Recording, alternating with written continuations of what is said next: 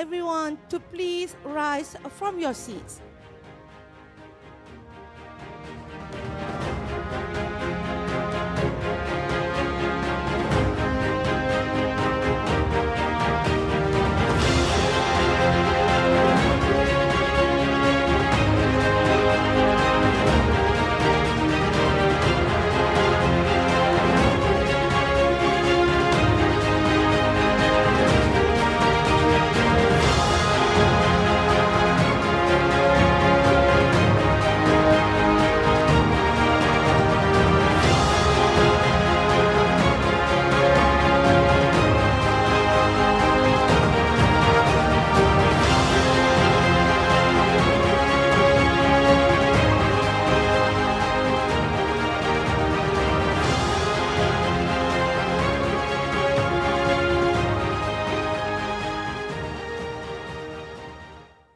Ladies and gentlemen, please remain standing for the national anthem and the state anthem of Perak.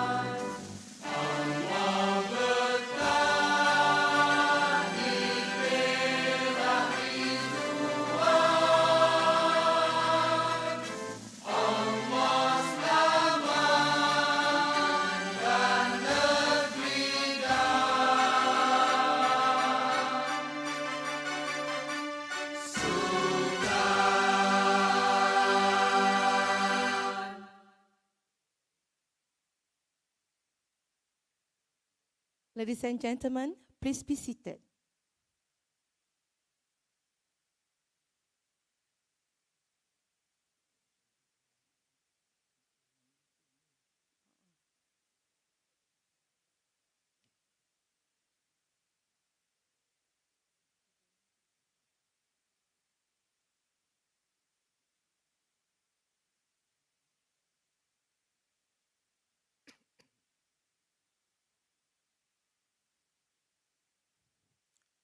Yang berbahagia Tan Sri Dr. Azman bin Hashim, Executive Chairman MCOP Group Berhad.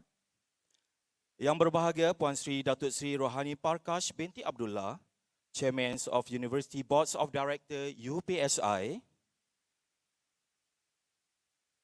Yang berusaha Datuk Seri Ahmad bin Haji Burak, representing alumni UPSI.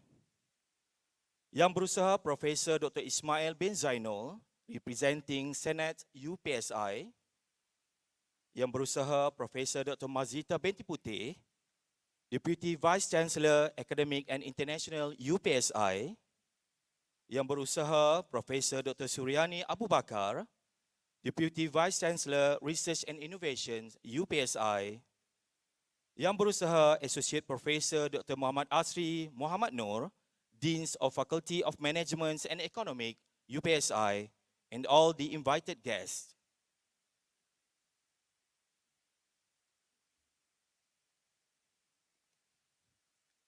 A very warm greeting to each and every one of you. Assalamualaikum warahmatullahi ta'ala wabarakatuh. Welcome to a luncheon date with Yang Berbahagia, Tan Sri Datuk Sri Dr. Azman Hashim, in Captains of the Industry, the other sides of me. Ladies and gentlemen, this event today provides a valuable opportunity for networking, knowledge exchange, and fostering strategic collaborations that can drive innovation and economic growth. To invoke blessings upon this auspicious gathering, we would like to invite Al-Fadil Ustaz Dr. Ahmad Zakirullah bin Muhammad Sharani to recite the doa. Please welcome.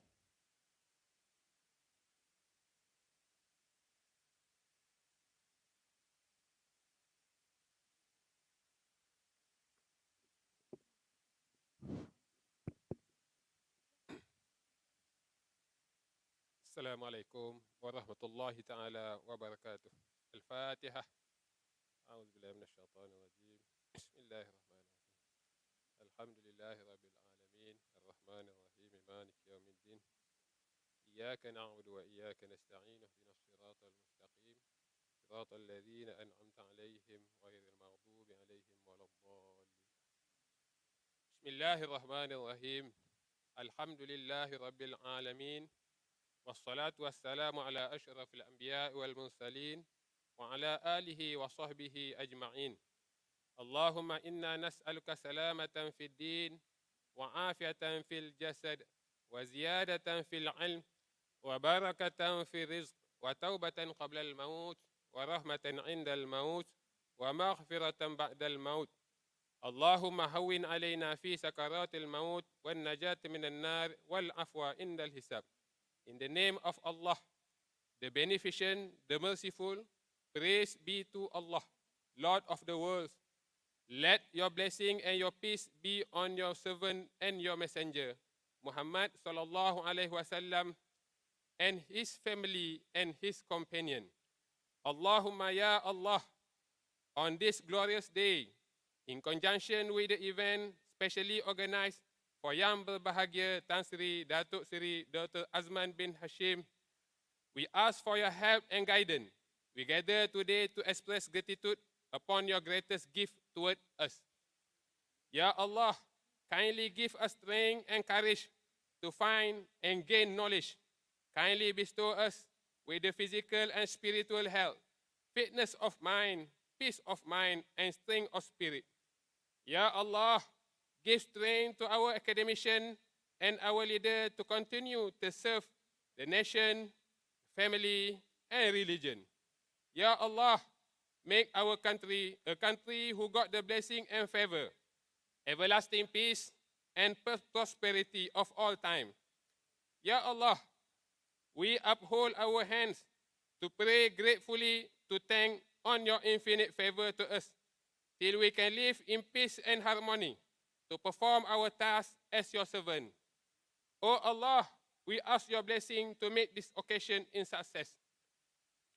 Allahumma ya hayyu ya qayyum ya dhal jalali wal ikram. Allahumma ja'al jam'ana hadha jam'an marhuma wa tafarruqana min ba'dihi tafarruqan ma'suma wa la taj'al fina wa la ma'ana shaqiyyan wa la mahruman wa la matruda. ربنا ظلمنا أنفسنا وإن لم تغفر لنا وترحمنا لنكونن من الخاسرين. ربنا آتنا في الدنيا حسنة وفي الآخرة حسنة وقنا عذاب النار وقنا عذاب النار وقنا عذاب النار وصلى الله على سيدنا محمد وعلى آله وصحبه وبارك وسلم والحمد لله رب العالمين.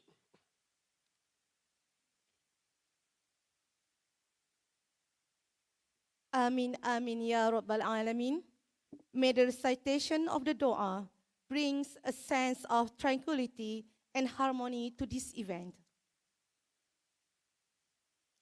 Ladies and gentlemen, it is now with great pleasure that we welcome our distinguished deans of Faculty of Management and Economics, Associate Professor Dr. Muhammad Asri Muhammad Noor, to share his welcoming remark. Please welcome.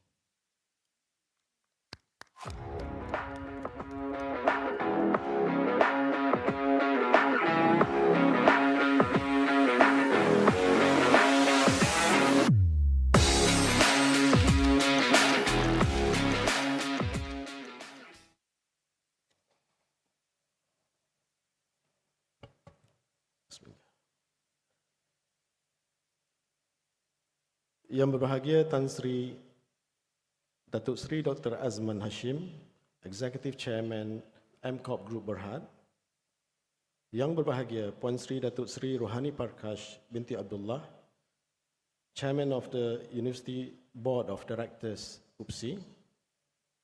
Datuk Kamarudin Ahmad, former Managing Director of Malaysia Airlines.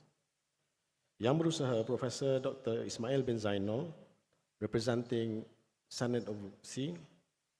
Yang berusaha Profesor Dr. Sureni Abu Bakar, Deputy Vice Chancellor, Research and Innovation UPSI.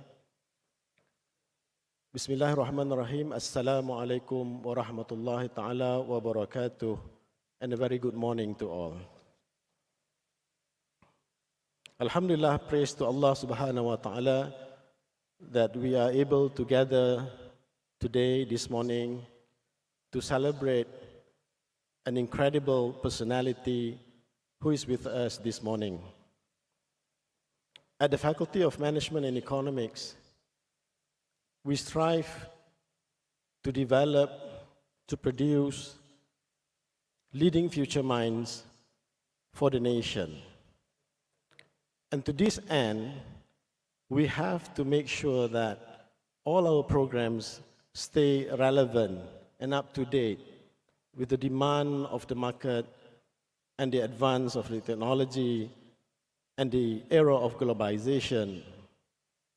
And to do so, we need help and assistance from experts,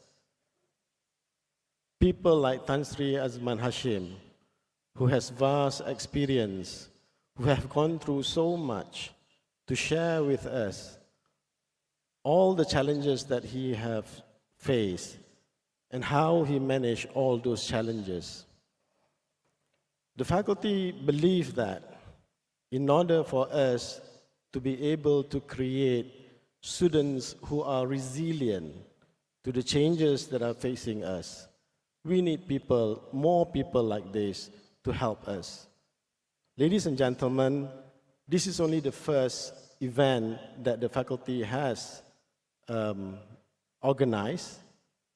In the pipeline, we have lined up a number of other remarkable and distinguished personalities who will surely share their experiences, who will surely assist our students to find out what is the best way for them to survive in the real world. Studying in the university may provide us with a lot of knowledge, theoretical knowledge, simulated situations and so forth. However, gaining knowledge and experiences from real personalities who have proven their successes would be very meaningful for our students. For that, in advance, Tan Sri, I would like to thank you for allowing us to invite you to take some of your time to be with us this morning. Through our discussion with Tan Sri, we had a series of discussions with Tan Sri. and we cherish all the discussion sessions that we have with Tan Sri. Tan Sri shared with us a lot of his views on what kind of students we should produce. In fact, based on his first-hand experience dealing with graduates, he has shared with us, for example, which I'm sure Tan Sri will be talking about this later, about how we need to improve our communication skill. This is a very important aspect that we need to look at. Yang berbahagia Puan Sri Datuk Sri Rohani, the chairman of the board of directors, says the same thing about this issue, this critical issue, on how we should be looking at what we can do to improve the way our students communicate in the real world. So this, to me, is one very important point that I picked up from the various discussions that we have with Tan Sri. And at the Faculty of Management and Economics, we have taken measures and steps. Tan Sri, for example, we have made sure that all our students are not only capable in speaking English, but also in foreign languages, inshallah. Now, most of our students in the Faculty of Management and Economics are from the background of accountancy, business management, entrepreneurship, and the likes. So being able to communicate well and being able to speak different languages would be a major asset for them. So we believe that we need to further look at ways of how we can expose them to the situations where they are able to use these languages. Apart from that, another concern that Tan Sri Azman Hashim has raised is the fact that we need to ensure that the quality of education that we provide for our students is maintained.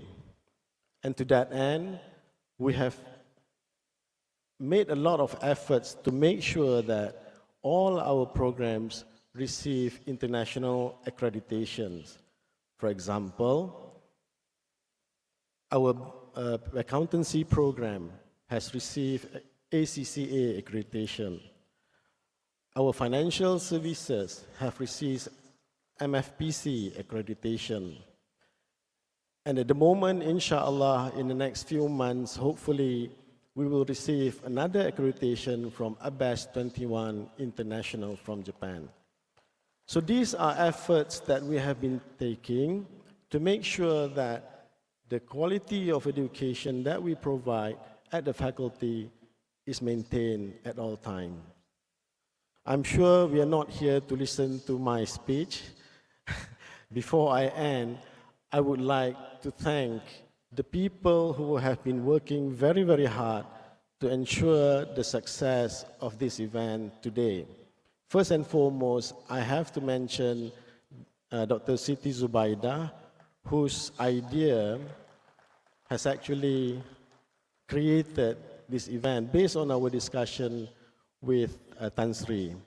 The other side of me is actually a very interesting concept that we discussed with Tan Sri, where we would like our students to know that the people that they see who have been successful have another side. And this other side is sometimes shunned away from the public. And you are today privileged to see that other side of Tan Sri. So thank you, Dr. Siti and Tan Sri for the idea. I would also like to thank all the head of the departments, Dr. Rosmini, Dr. Nur Azrin, Dr.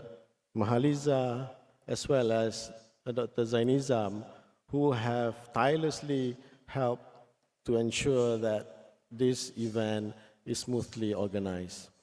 And of course, all the lecturers and the administrative staff at the Faculty of Management and all the staff from the various units at the University Pendidikan Sultan Idris for ensuring the smooth running of this organization. Last but not least, I would like to thank the top management of UPSI for approving the organization of this event. Sekian, wabillahi taufiq wal hidayah. Wassalamu alaikum warahmatullahi ta'ala wabarakatuh. To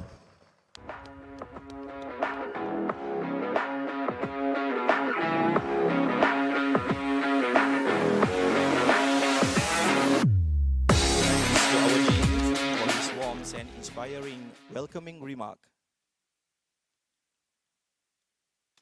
Ladies and gentlemen, it is now our honor to invite to the podium our esteemed Deputy Vice Chancellor, Research and Innovation, Yang Berusaha, Professor Dr. Seri bintu Abu Bakar, to deliver a welcoming speech. Please give a warm round of applause.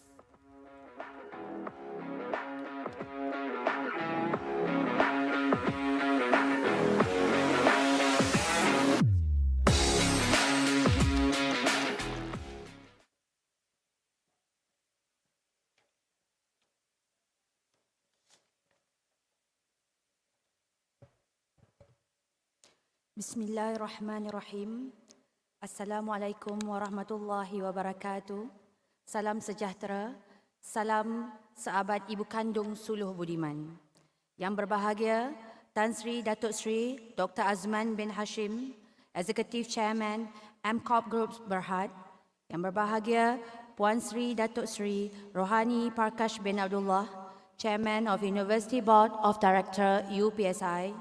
Datuk Kamaruddin Ahmad, former Managing Director of MAS. Yang berbahagia, Prof. Dr. Ismail bin Zainul, representing Senat UPSI. Yang berusaha Profesor Mazita bin Putih, Deputy Vice Chancellor in Academic and International UPSI. And Associate Professor Dr. Muhammad Asri bin Makno, Dean of Faculty of Management and Academics UPSI. It is a great pleasure to welcome all of you to Universiti Pendidikan Sultan Idris for the sharing of knowledge event by the Yang Berbahagia Tan Sri Datuk Sri Dr. Azman Hashim under the CEO at Faculty Program. Let's give our special guest a big hand.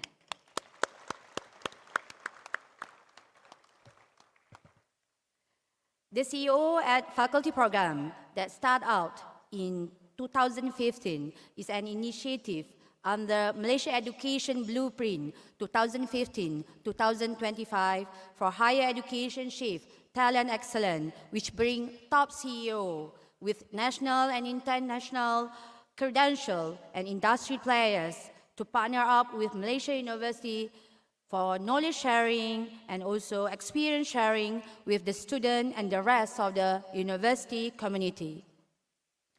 The CEO at Faculty Program is a cutting-edge initiative aimed for effective collaboration between the public university in Malaysia and the industry. And with Yang Berbahagia Tan Sri Datuk Sri Dr. Azman Hashim, one of the nation's eminent corporate figures, and as the CEO of concern, the UPSI has indeed got the right personality to contribute toward the enrichment of academia's teaching and learning environment, and among others to increase graduate employability and ultimately to help in propelling our national economics toward prosperity. Though synonymous with M-Bank for the fact that for 4 decades until March last year, she was the former chairman M-Bank Group, and since April 2022 remained the chairman emeritus. He is much more than his financial behemoth.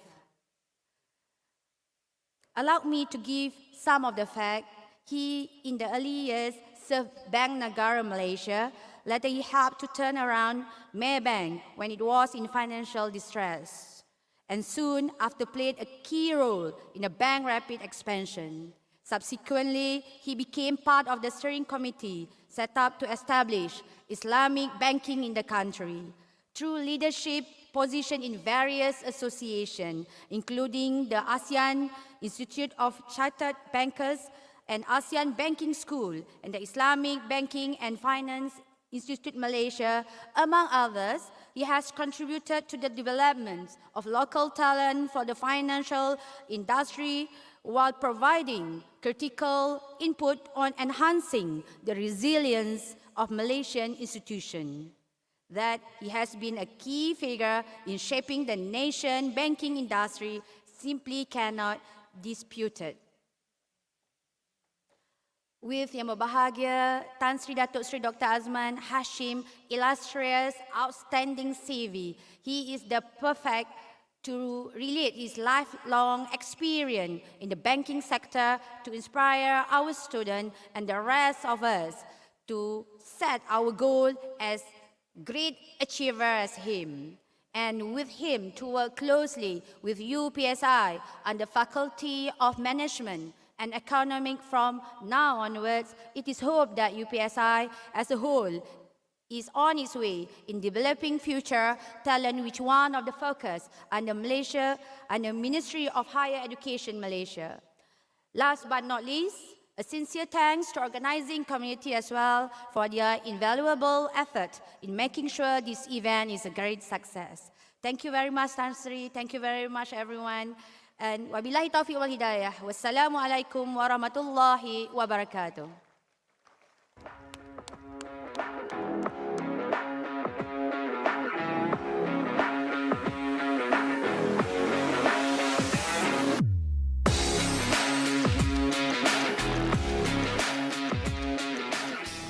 We would like to express our sincere gratitude to Prof. Su for her enlightening and encouraging welcoming speech. Thank you, Prof.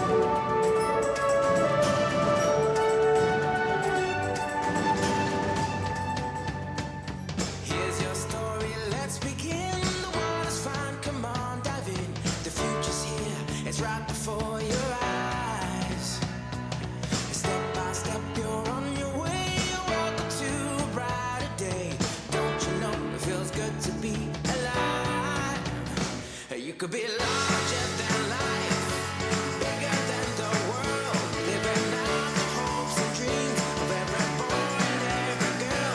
You could fly higher than the sky, shine brighter than the stars. You could have all you ever wanted, shoot the moon and reach for Mars. You know you could. Yeah, and times are changing everywhere. Do we dream and do we dare? It's up to you, the door is open wide.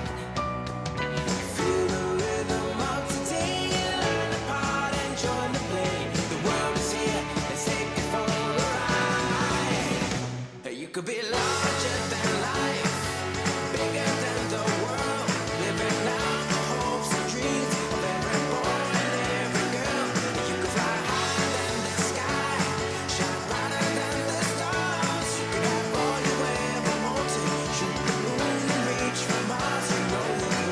Larger, larger than, bigger, bigger than, living hopes and dreams. Every boy and girl, higher,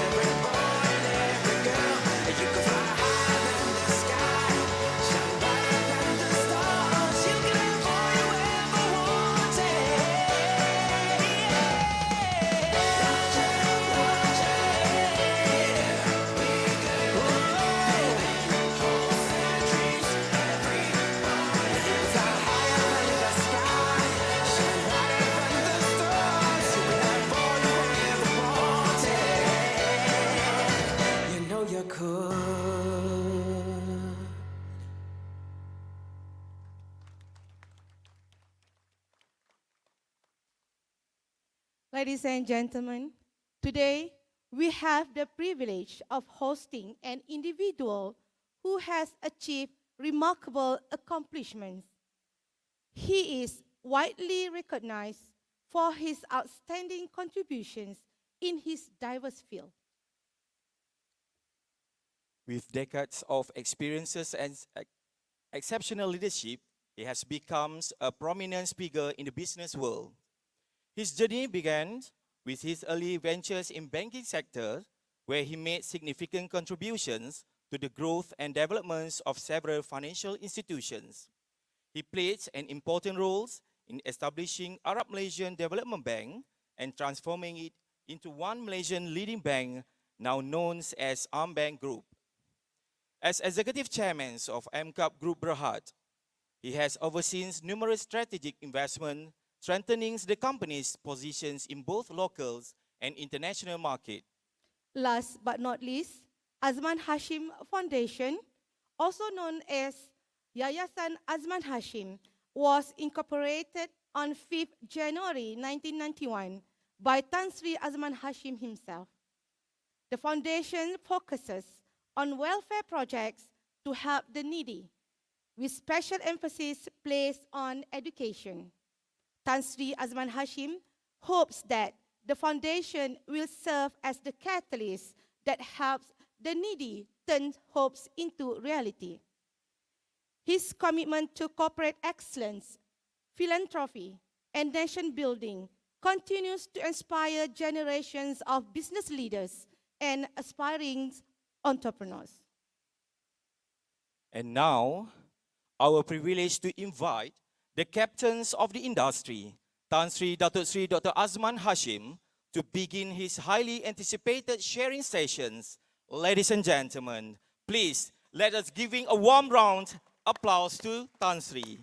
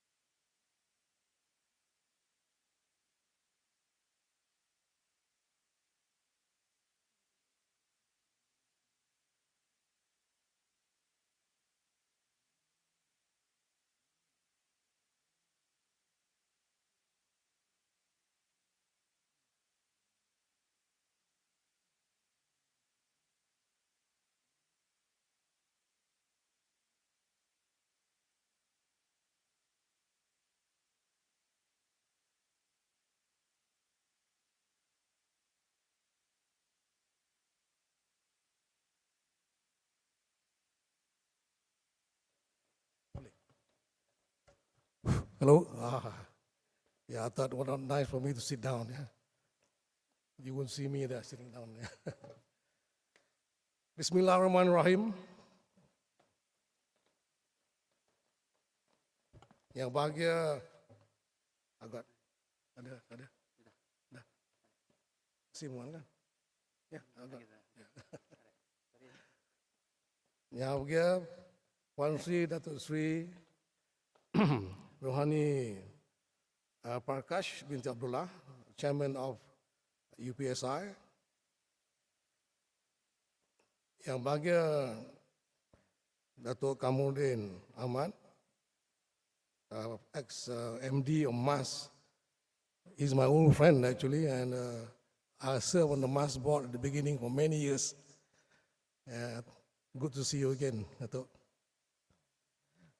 Another friend also, yang bahagia Tan Sri Basir bin Ahmad, Chairman of Mass Transport Corporation, my friend again.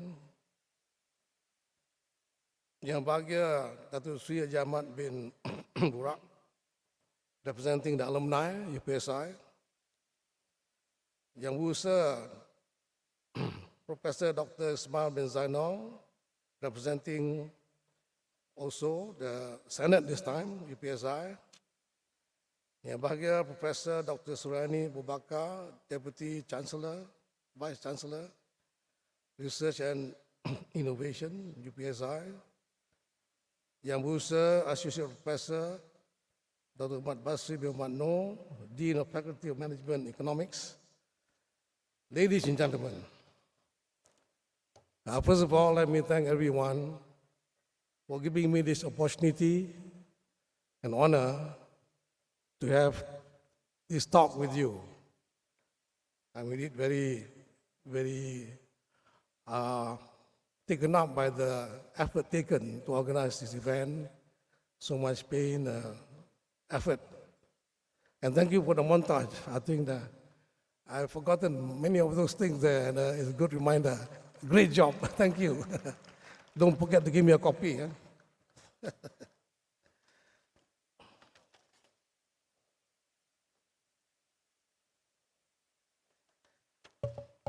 The topic today is the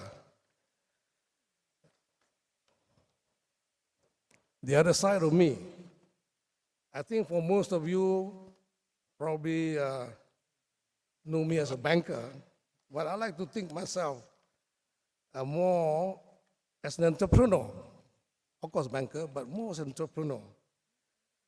And the other side of me is probably has more than one side, maybe 2 or 3 sides, which I'll try to cover after this.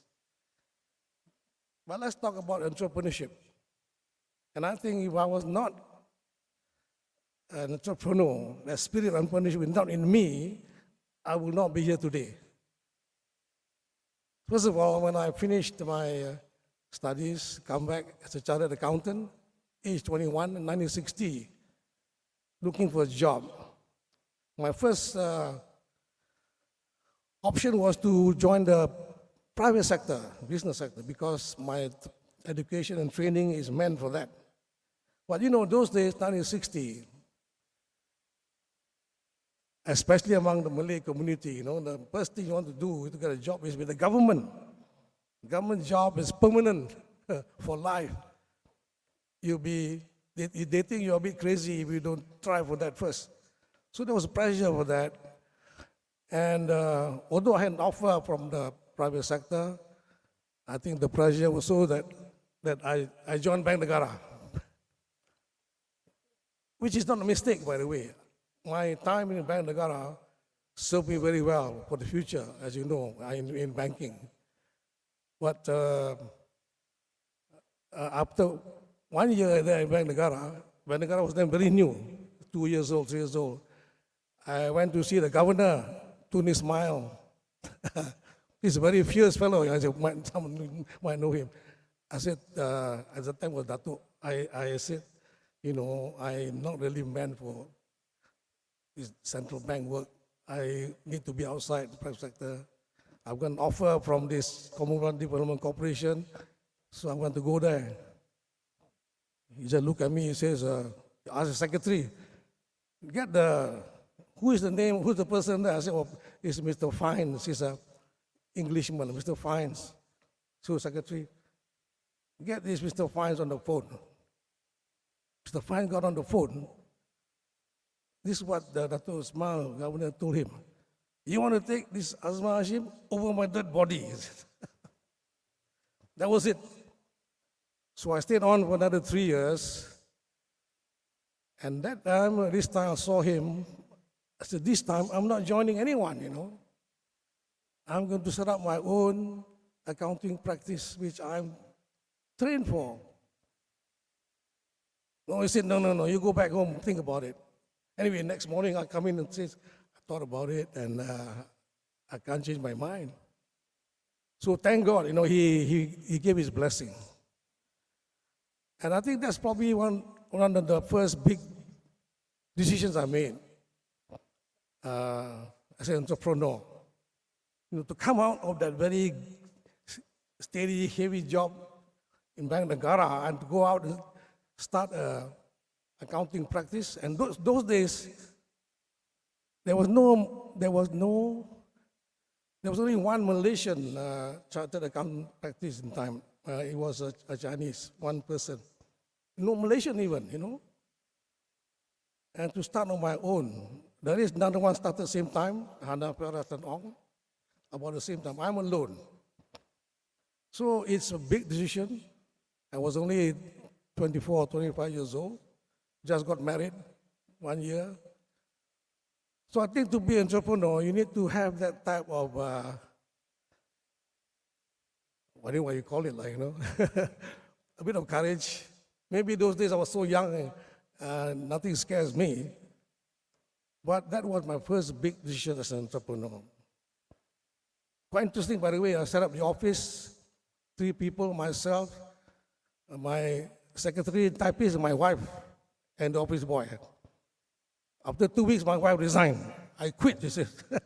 Actually, when you work in just like teaching your wife how to drive a car, don't do it. But anyway, that was a start. And those days, we have no access to our funds, really, especially the Malays. I want to borrow some money, where do I go? There's no Bank Bumi. There's only the Chinese banks and the foreign banks. And of course, they have not much confidence in the Malay going into business like that. I approached one foreign bank to fund me for some furniture.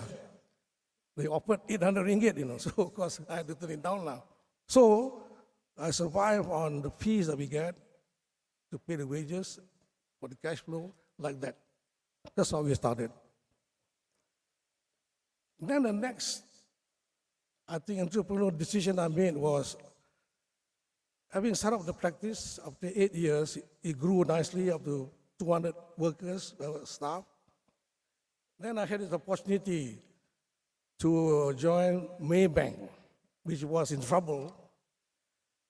And Bank Negara, to smile again, wanted me to join Maybank. They were in trouble, big trouble. And it would have gone down at that time because of, things going on inside. So I decided to join. And that's a big decision again, because I was going into a job which was giving me half of my earnings while I was doing the practice. Half my earnings. But I was willing to do it, I thought, because I was a director on the board for a while there, so I can see the potential, and I'm also very comfortable with what is going on in banking. So I left my practice, cut my income into half, and became an executive director of Maybank for 10 years. Very subtle. And then I made another big decision, also as an entrepreneur, to leave Maybank. To do what?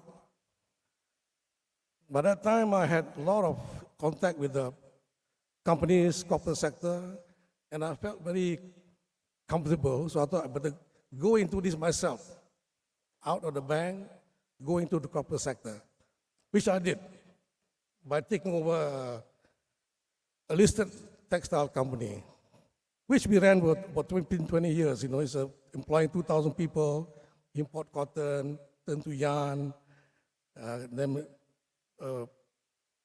painted it, and then make it into cloth, export the cloth. So anyway, that was on for a while, for quite a long time.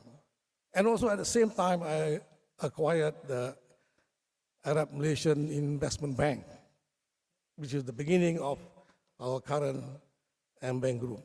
So that's a big decision to leave the bank and go into. So this is the type of things I think you need to be doing. Of course, as you get up, it's probably easier the most difficult would be the first one when I started with just three of us, most difficult. But after that, you have your you grow your assets. You feel more comfortable. You always feel that if everything fails, I'm not going to starve. That sort of thing. You feel secure. All right. Let me look at my notes. Oh, there.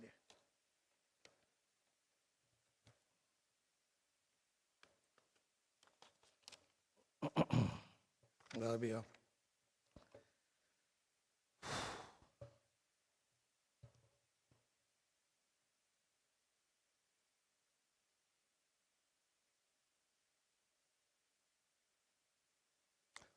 Yeah, I think I've gone through almost off the cuff, because that's talking about myself. So I guess I don't need notes lah. So what about the other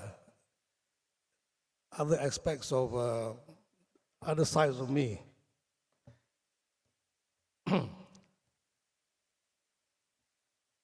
then one is by the way, this entrepreneurship thing is not just the bank.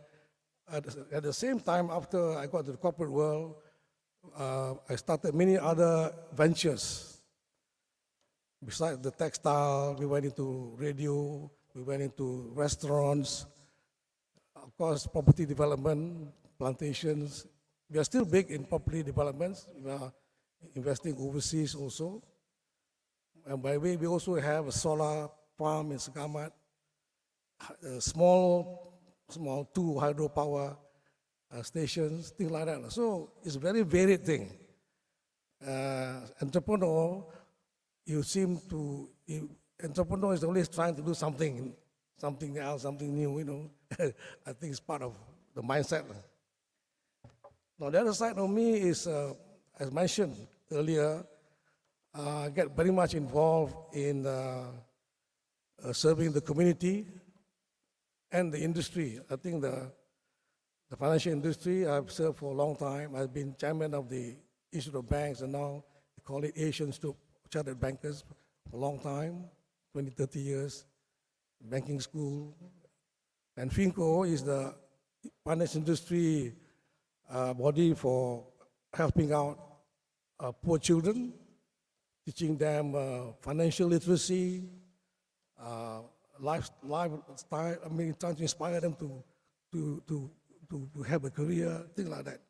I also get involved in other more international issues, like being chairman of the Malaysia-Japan Economic Association for 30 years, Asian-Japan Economic Association, things like that.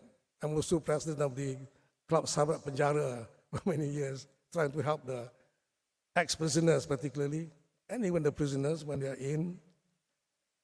Things like that. But, you should not be having work only. I think you should have to balance your life. I try to balance your life with work and play. I think I play a lot. And in that sphere, I do a lot of things. I play golf. I used to play when I was younger, play badminton, tennis. I go scuba diving, jet skiing. I get fast boats, fast cars. I still drive my fast cars until today. But these things are, to me, necessary to balance your life. Life is not all work. And you don't know when your life will end. In fact, you should have a wish list. What can you do now? Don't say, I'm going to do it in 10 years later, because 10 years later, you don't know where you are, whether you're well enough or not. I climbed Mount Kinabalu, by the way, when I was 71.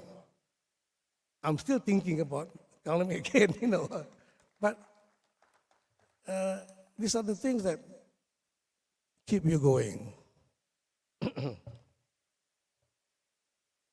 So please remember, try to have a balanced life. It's good for your health, good for everything. Okay.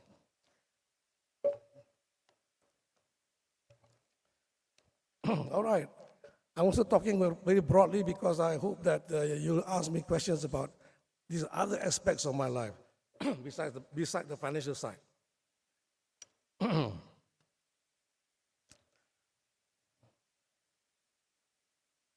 So for my speech today to you, I have some messages to say. These are things that, from my perspective, is very important. Now, first of all, lifelong learning. By the way, many of these things are very fundamental, and I might be preaching to the converted. You might very well know about all this and are practicing it, that's fine. But anyway, you can always pass this word to younger people. I think it's useful. So lifelong learning. This is even more relevant today. In my time, what I learned, things don't change for years. But today, things change by the month, by the week. So unless you keep on learning, updating, you'll be out of date. Not only that, you'll be irrelevant and not competitive to your peers. There's no choice. Today, in this world, digital world, AI, there is no choice. You have to keep up. You have to continue learning.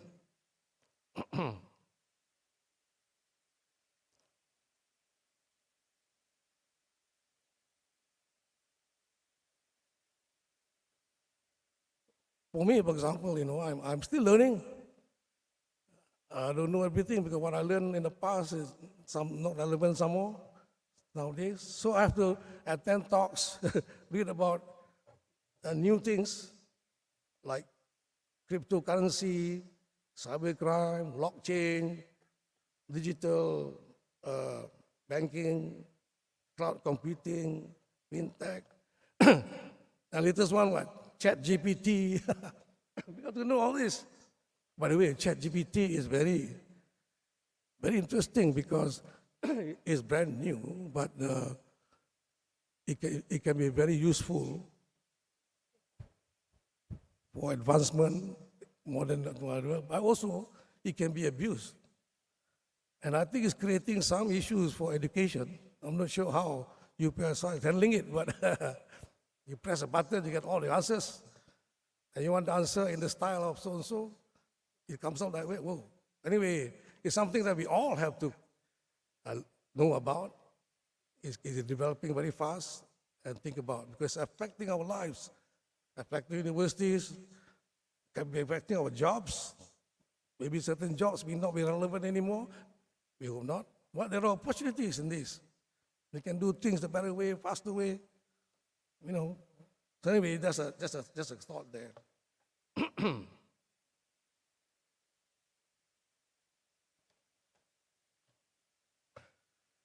And lifelong learning means you're adding knowledge and skills for yourself. This is adding value to yourself, and keeping yourself competitive, relevant. Adding value to yourself means what? Adding value to your family, to your company, and in the end, to the country. That's what we want, a knowledge-based economy. That means knowledge-based, we all have to be keeping up with the learning process. One good example of lifelong learning is no other person than Tun Mahathir. He retired as a prime minister and became prime minister again. There was a gap of 16 years. Imagine that. And when he became prime minister again after 16 years, went to the office, it's as if nothing has changed. He hit the ground running, meaning that during that time he was keeping up to date with everything. What's happening, technology, politically, in Malaysia, internationally. That's why he's still young. Henry Ford of Ford Motor says, you are old if you stop learning, whether you're 20 or 80. Tunis Mahathir is a good example, 96, still going strong. So you want to be young, do that. All right. Lifelong learning. But the next message is, what is the best road, avenue, access to knowledge? The best way is through the English language. 80% of the world's knowledge can be accessed through the English language. Not Bahasa Malaysia. English language. So it's a great advantage, you know. You want to know anything. In fact, skill in English language is a tool, a very strong tool for you to learn anything. In fact, if you are proficient in English language, you want to learn anything you can, anything at all, because your understanding of the language, the knowledge is all there. It's a strong tool. If you don't have that, you are disadvantaged. And this world is very competitive. Globalized world, borderless world. You have to think of the competitor, your peers. Your peers are who? Your peers are those who are educated in now many private universities in Malaysia, English medium, those educated overseas. Don't want to be just a champion in your kampong, you know, then be happy with it. No. Jago kampong, you know, you want to be jago, better than that. And don't be afraid of competition. I don't know why some people are not, they're afraid of competition. You're only afraid of competition if you're not equipped, you're not prepared. I don't know, I think I'm not with education, but I believe that some people wanting to join university, they find out which are the faculties that have the most passes, which are the most failures. Mana passes masuk situ. So end up with Islamic studies, you know.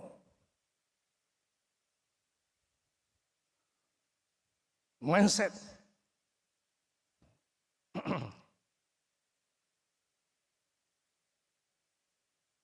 But we cannot blame the young people for the weakness in the English language. The main culprit is the education system, which does not place emphasis on the English language. It should be equal emphasis. Bahasa is important, yes. So is English language. It's been going on for 30 years, you know. We make a noise like this. Every prime minister coming to power and says, I will reform. But it doesn't happen until today. You know, it's sad. Because of politics. They want to reform, there's a lot of noise down there on the ground. They don't want to lose votes. No change. Because, you know, they know the issues, they know the problem, they also know the solutions, how to resolve. They know, but can't do it. So in the meantime, what do? We need to encourage our young people to, on their own, strengthen their knowledge, skills. Read books, conversation, whatever. You need it. Otherwise, you'll be handicapped in the current world, in the current market. In the private sector, you know, very difficult for you to, anyone not proficient, graduates, to get a job. In our bank, for example, you're not proficient, we don't get you. All the time it's like that.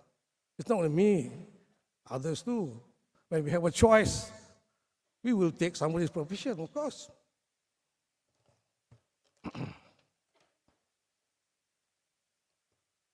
All this comes out during job interviews and the experiences that we graduates, you ask a question in English, you reply in Malay, try to explain in English, describe, cannot. How? These are graduates, supposed to be English medium also some. So look at the English language as a tool, as a skill that is good for you, additional value to you, and keep you competitive with others. It's a beautiful language, by the way. Poetry, classic novels, Shakespeare. Of course, people like me, Dato Kamarudin, we were fortunate during our time. Shakespeare is one of the things we have to sit for exams for. Shakespeare. But nowadays, I'm not sure whether young people know anything about Shakespeare at all. Beautiful, beautiful language. And we travel, it's an international language, you cannot deny that. You go to Mecca, in the Al-Haram Mosque, the notice board there. English and Arabic. Go to China, all the airports, Chinese and English. Everywhere. You can't deny that.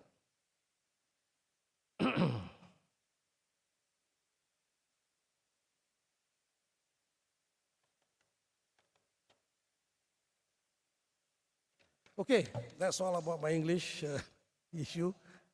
But I think it's critical. We want to be competitive. Why accept the position you're handicapped? Why? And this is getting worse and worse. Again, the system got to improve also. But in the meantime, help yourself. You can't depend on others always, You got to be work at it yourself. Okay, next I come to values. You graduate, you get certificate, master's even, doctorate even. Is that enough? To me, no. To be a really valuable citizen, contributing to everything, you have to be a balanced character. All these certificates, you don't have the good values, it goes the wrong way. Simple fundamental things like accountability, responsibility, integrity, humility, respect for people, things like that. Accountability, our student loans, outstanding, I don't know. Last time I saw was 6 billion, now maybe 7 billion or 8 billion outstanding. They don't pay back, even though they got jobs. And they're depriving other qualified students from getting the loans. Where is the accountability? Responsibility, where? And this is billions of dollars, 6-7 billions, and probably increasing. So that's not. And these are our graduates who got the benefit of the loan, qualified, got a job. Where is that? What is the value there? But it's not only here. We had the big crisis in Wall Street, mortgage thing. It was caused by smart people, bankers there, MBAs from Harvard, Stanford. But they don't care. They were selling security which are useless, and they knew it. People lost billions. Of course, we got a very good example, MBA from Stanford, who stole billions for us. Jolo, Stanford boy, MBA. But where is the value?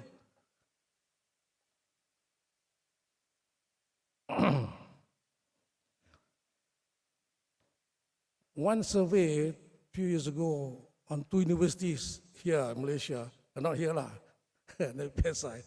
2 questions was asked. Will you give a bribe? And the other, will you accept a bribe? And the response was terrible, Almost majority said, okay. In a way, you cannot blame them because our environment, our thing is so bad with corruption.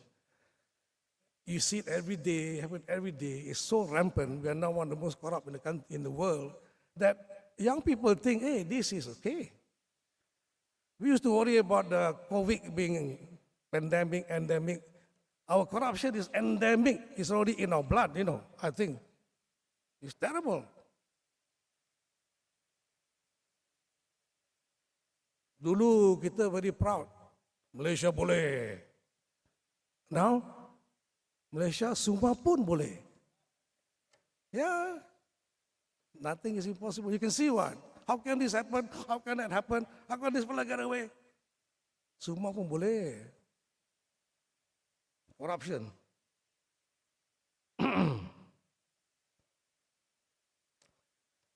And then so much so that some people just got no shame anymore, you know.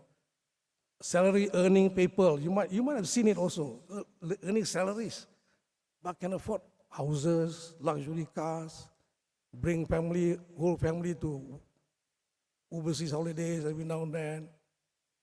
And some of them also very proud of it, expose it, oh, no shame. Malu apa? Malu apa? We cannot accept this, no. How can we accept this mindset? Tak malu, you know. Malu apa? There's one calculation that they say here.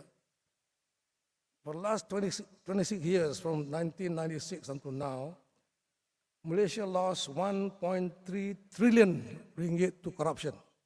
And this amount is enough to wipe out all of our country's debts. How wonderful is that? So, unfortunately, it's still going on, and the amounts are getting bigger and bigger. We have to do something, I guess. But corruption is something that, if not checked, you know, can lead us down the drain, become banana republic.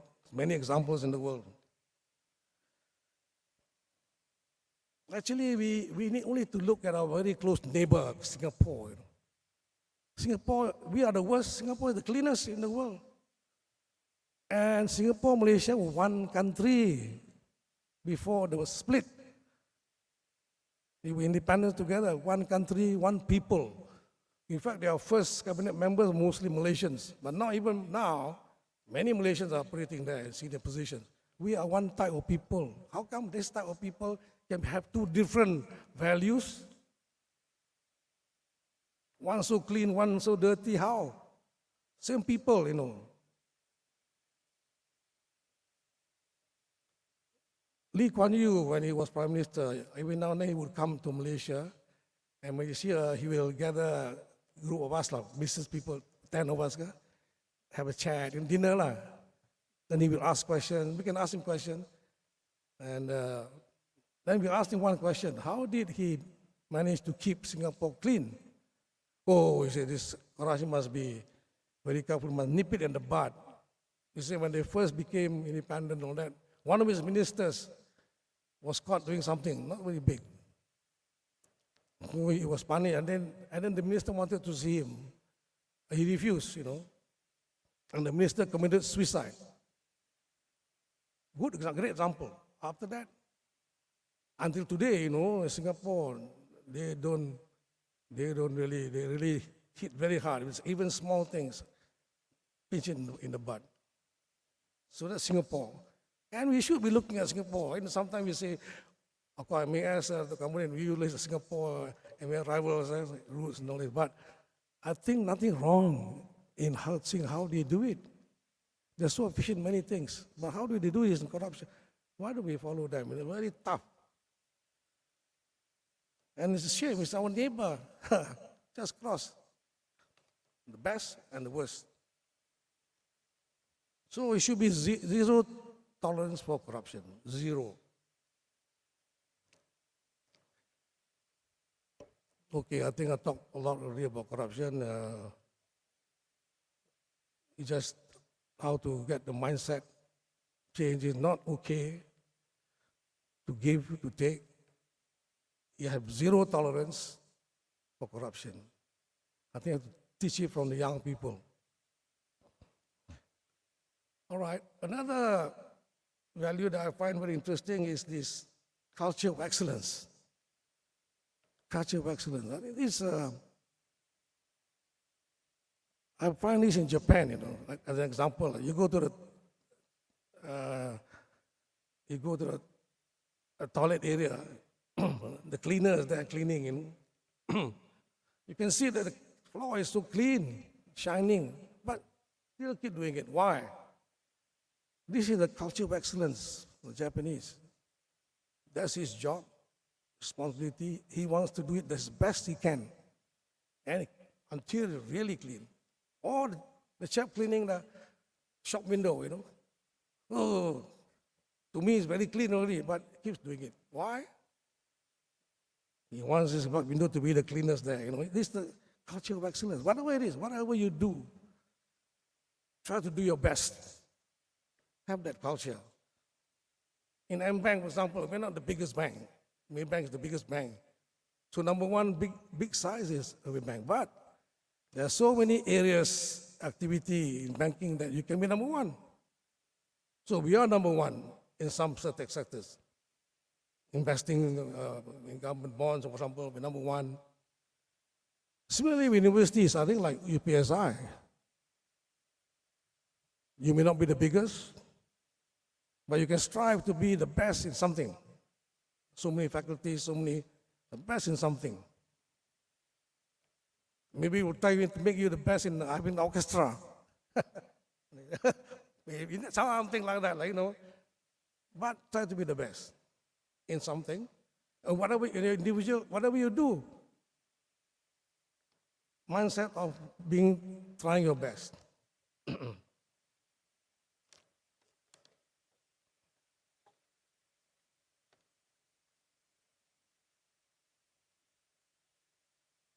Same thing for me, for example, you know, I try to learn as much as I can in banking, whatever.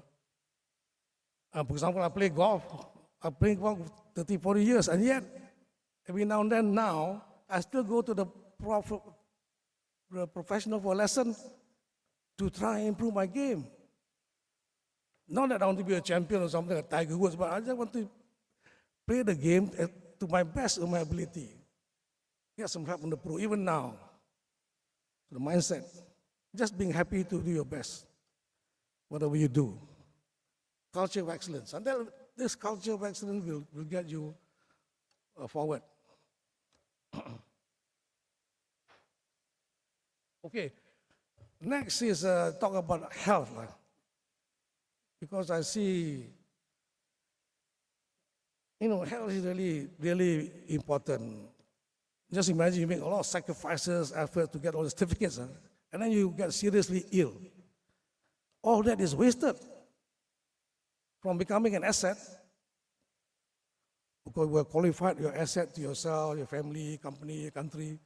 If you're ill, you cannot practice what you know. You become a liability. The family got to pay medical bills. Everything. So some asset become liability just because of the health. So be careful about your health. I just want to mention it because, you know, just in particular, one particular disease, diabetes, is one of the worst. I think, especially among the Malays, is our diet, you know. And diabetes can lead to kidney problem, heart problem, and a lot of deaths. I have a doctor's sister who died because of diabetes. Doctor, by the way. Doktor kata, makan ubat. After all, ubat pun tak boleh. So, it's a very serious thing. It's in our diet. And it doesn't take much to prevent it. Take a blood test. It shows your sugar content. And then, if it is high, you have to watch your food intake and exercise. So, no exam, nothing, you know, just discipline. Okay, because I got no much time, yeah? For Q&A. The next one is something people don't talk about in business, relationships. You know, we can have all the things, but I think it's also good to have good relationship, networking, that will help your journey, especially if you're in business. But even in normal career, you know, if you've got relationship, very good relationship with the VC, you know, minister, you know, hey, your journey is smoother, I suppose. You know, it's relationship. And this can be nurtured. Some people are better at this, like I think maybe sometimes I notice that, like me also, Malays are very reluctant to push ourselves forward. I don't push myself forward, no. But you see, especially the Chinese, very aggressive. Very aggressive. They push themselves forward, present their thing, and they get results. They make use of networking. For example, I give you an example. I go riding with Tun Mahathir many times, early morning, but maybe 10 or 12 ride. After riding, we have breakfast. Breakfast, when we go breakfast, it's not 10 people, it's 20 people. The other 10 is businessmen, with their paper, their presentation. Tun will say, yeah, you people, this is my rest day. Tapi he's so kind-hearted if you listen. So, but we don't do that. We don't have that. So maybe some of us have to be very more pushy, that could be an advantage. But don't forget your networking, your alumni, all these are useful when you move forward.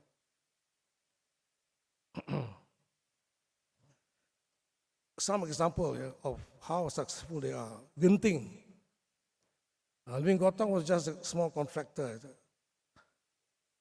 What made him very big, successful is the gambling license. He got a good networking with Tuanku Brahman. That's it. You don't have to go to university. He doesn't have to. Yes. Or you take YTL.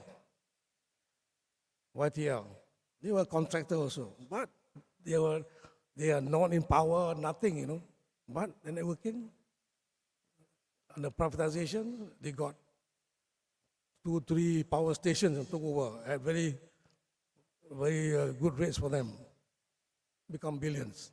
Or Ananda Krishnan. He is a consultant, he's like me also, like accountant. But good networking. He got Astro, he got the Twin Towers, he got Maxis, just networking. So don't forget that, sometimes we have a chance like that. Don't forget it, it's very useful. just to keep you informed on that. Another one is ESG. Environmental, social governance, ESG, sustainability. This is a new thing. I'm sure you all know about it, but it concerns everybody. It's how we sustain ourselves, how we sustain the earth, climate, the company, how we sustain it. It involves the environment. We heard a lot about climate change. We heard about, what about the social side, what about the governance side? And also, by the way, Malaysia committed itself to zero carbon emission by 2050. Because of that now, the regulators like Bank Negara, they are imposing this on banks, for example, monitoring us. Have you set up your ESG department? Who's heading it? What are your projects? What are you doing? So it's happening everywhere. So I suspect when you go for your interviews, when you finish interviews, one of the questions asked will be, do you know anything about ESG? So just get yourself prepared.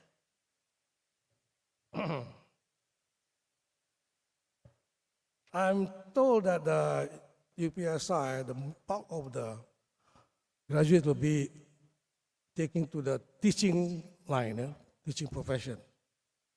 So I just want to say a few words about teachers. Because my mother was a teacher. The only person I have a role model is my mother, nobody else. Great teacher. Her last position was the headmistress of the Kampung Baru Malay Girls' School, which is the biggest in Malaysia. But by the way, she had to take care of 13 children along the way. Money never enough. How she managed that, it's fantastic. And we all went through our schools. She put education number one. I don't think she had anything for herself. But so, teachers, by the way,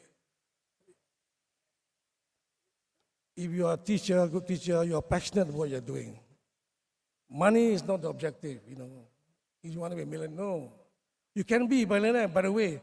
Jack Ma of Alibaba is a teacher before, So don't count that out also. But teaching is is a great profession. You should be proud of it. It's a great profession. You are the only one that can inspire the students. You know, you can inspire a student to want to study, to want to learn, just like that is enough. They will remember you. If you ask these successful people today about their student life, they will remember their teachers. They remember their teacher because they are the ones who made them think like this, move forward. I'll give one example for my case, Methodist Boys School, Sentul. We were very weak in English. But the year before we went set for the Cambridge, we had a teacher from US, Richard Babcock, his name, Yale graduate, 6 foot tall. At that time, I thought he was 50 years old, but he was only 20s. He taught us English.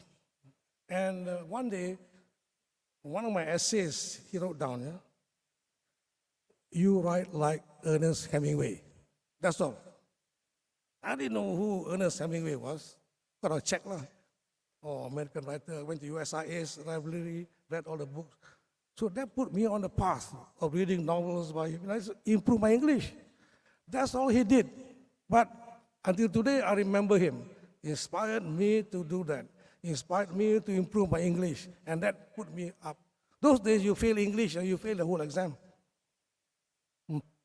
So, teachers, I think be proud of what you're doing. Be passionate about it. And try to inspire. You get not all, even some will do, few will do. That'll be great already. Because you are they call teachers the mother of all professions.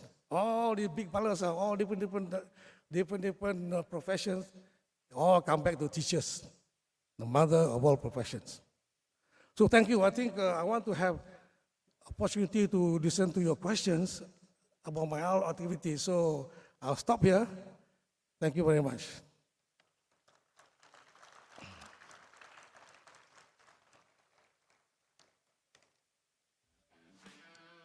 Thank you, Tan Sri.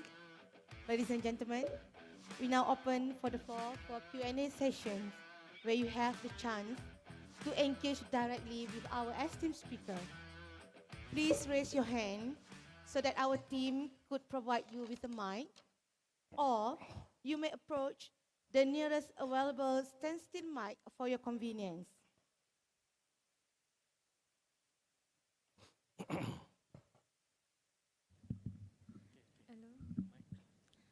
You're most welcome to ask me about anything, especially on the non-banking side, the personal side. I'd be interested to see what are you curious about.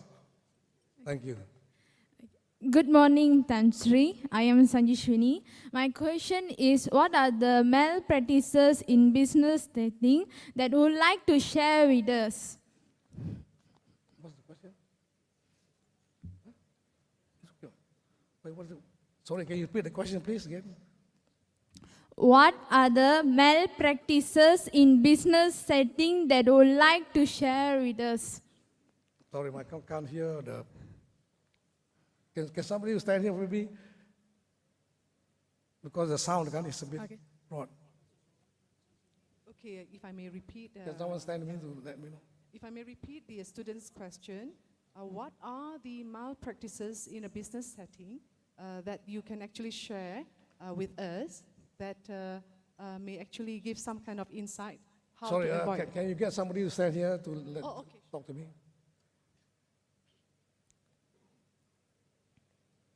The sound is very broad there.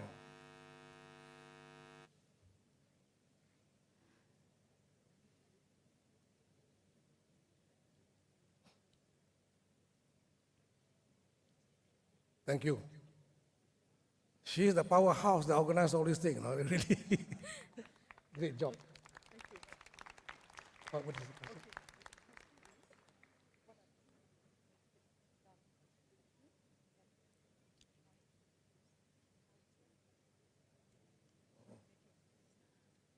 Oh, mistake banyak lah,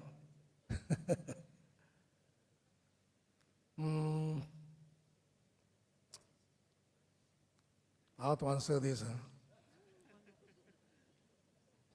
It- You try to avoid mistakes, lah. But I think basically is to follow the rules, follow the law. Don't try to do things which are against them, because that can get you in real trouble. I think you do your business in the right way, ethically, and according to the rules, then you'll be all right. You only get into trouble when you deviate. Yeah. By the way, I just remembered, nowadays there are a lot of scams going on, and therefore the financial literacy is very important. Of course, you are in the economic side, business okay, but those in the other faculties must be financially literate at least, because they lose their money. I've seen people pension off, they retire, lose their money because they get cheated. Many of the schemes, they tell you, guarantee a return, 20%. Even the guarantee 10%, that's not on. Be careful. Just to alert you. Okay, hang on. Yes, any more? Any questions? Thank you, Doctor.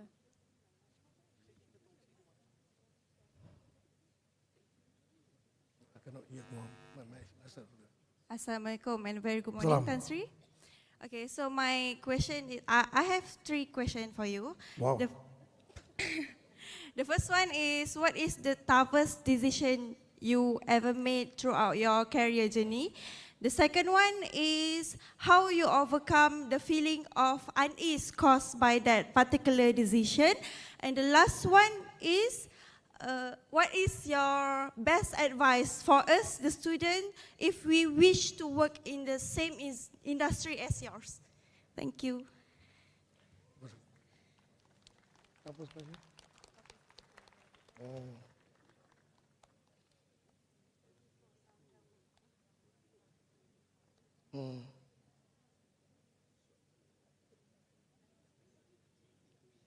Joint banking. Actually, there are a few tough decisions to make. I think I also mentioned the entrepreneur decision to change, because it's changing your life. Like when I went from one to the other, it's changing the life. Those are tough decisions. Maybe the toughest one was the first one, because I was going out there and I had nothing in the pocket, so really taking a chance on what will come on. That's one of them. But there are other tough decisions. But secondly, I take this tough decision normally with some sort of feeling quite easy, because I say to myself, I don't have jet planes, yachts, I don't have expensive watches and all this, I live very simply, and I can survive very well, whatever happens. So at the back of my mind, it's always like that. Hey, I will survive very well. I don't need much money to survive. So that makes it easier for me to decide. Whichever way I go, hey, that's okay. I'm not going to die. I will survive. So that's my mindset. So that's how I keep myself very. So people say, hey, how come you're very calm? You don't seem to get upset. These are big issues. But that's how I take it. I think, wait, what? So what? I will survive. Advice on joining the industry. So I'm chairman of the Asian Chartered Bankers Asian Banking School. So my first advice will be, hey, take some of this, take this example. The chartered banker, for example, is a great one to take. And they have now association with some universities, how to do it. And from there, you can also get an MBA. And this MBA recognizes the chartered banker qualification. I think there's one this is from Scotland, or Wales. and it's one year. You can finish in 1 year, in fact, high speed case. So anyway, joining is the best thing is to get yourself equipped with the knowledge lah, and get the certificates on banking. Well, banking means you do economics can come in, accounting can come in. There's so many areas there. Thank you. No, one more question. All right, thank you, Tan Sri. And we open for another one last questions. Good morning. Morning. Tan Sri, I would like to know what is your view on the accountant's future, since currently there is a lot of high technology, for example, AI and chat PTTs is emerging. Thank you.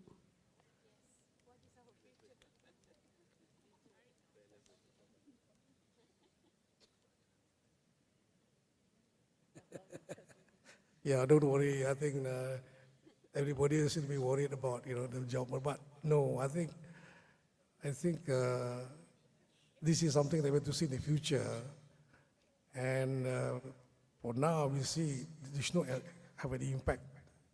For now, but we can never. I mean, even certain aspects of accounting will never be taken away. The principles of it.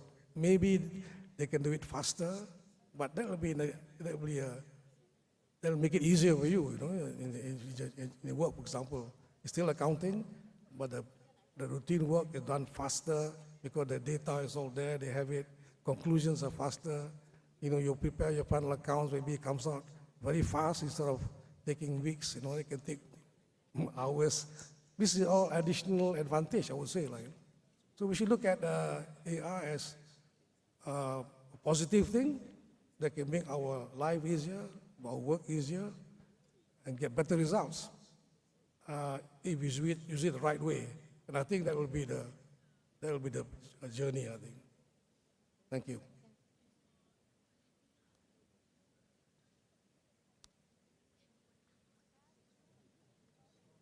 All right, thank you, Tan Sri.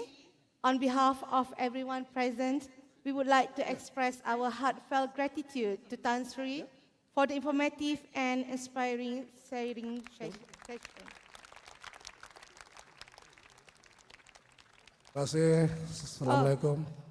Sorry, Tan Sri. There is a request for one more last question from our Puan Sri. Yes, please. Oh.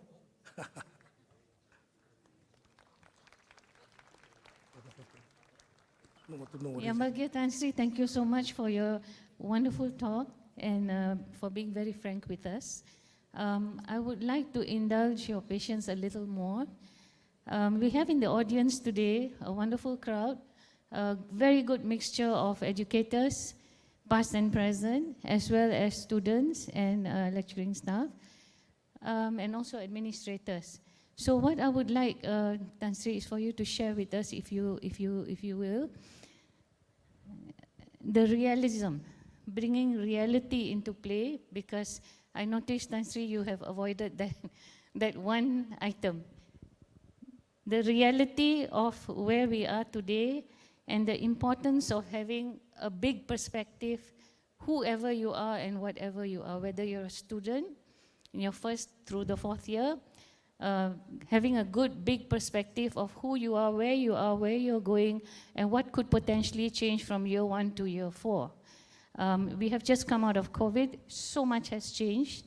The entire education landscape has completely transformed itself, and we in UPSI also cannot predict or estimate what could possibly come next, and how do we prepare for a future we don't know. I would like your advice, Tan Sri, to the students in particular today and to the educationists here, how well they should prepare themselves in terms of resilience, in terms of enabling themselves, in terms of equipping themselves with additional skills and knowledge over and above the education that they are being given in UPSI. They should also interact and participate and encourage the educators to respond to their needs. What if when I graduate, I don't have a job? We have been so complacent ever since UPSI was established 100 years ago. We have been so complacent, whatever we produce will be taken up by the government. Whatever we produce will be taken up by the government. We have kept up standards of excellence, but we are now playing with a numbers game. We are not going to open more schools. Teachers that we have in position are very young. They're not going anywhere anytime soon. So those teachers that we are going to produce, what will they do if they are not equipped with that resilience, that big perspective, that necessity to enable themselves now before they graduate? I hope, Tan Sri, you will not mince your words in advising them that it is their responsibility. Coming from an accountant, the accountability is in the lap of the student. You're here to be a teacher, but what if? What if? Thank you. Thank you, Tan Sri. Actually, that question should be directed at the Ministry of Education and Minister, because a lot of these solutions, they know better than me. I'm not an education chap. Only thing is, I can say, don't be too, you're now wrapped up in the system, and the system is not going to change anytime soon. So if we want to be competitive, you want to be better than the next person, your peers, you have to do things on your own. Improve your, for example, improve your skills in English language, not just English language, but other skills. You have to improve it. If you want to diversify your future, not just teaching other things, then you have to equip yourself, learn about other things. But as teachers, one thing I would like to stress is that the teachers have to be passionate about your career. I said about how noble teaching profession is. It's very noble, but you have to be passionate about it. Really want to help the young people. Tell them corruption is it's zero tolerance. English is important, things like that. Get them moving.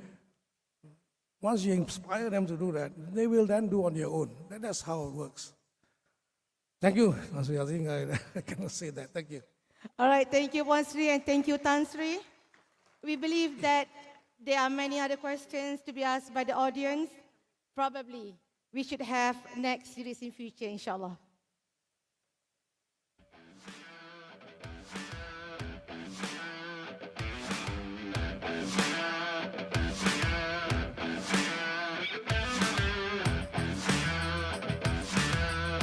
Thank you, Tan Sri. Your valuable insights and experiences have left a pronounced impact on us. And we are truly honored to have this opportunity to learn from your wisdoms. Ladies and gentlemen, once again, let us all give a big round of applause to Tan Sri.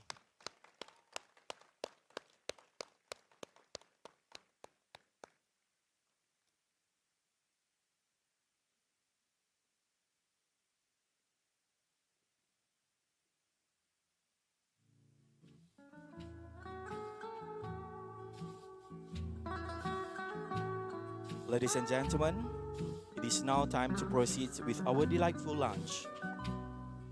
Please enjoy the delicious meals that await you and engage in the meaningful conversations as we continue to celebrate these memorable occasions. Bon appetit.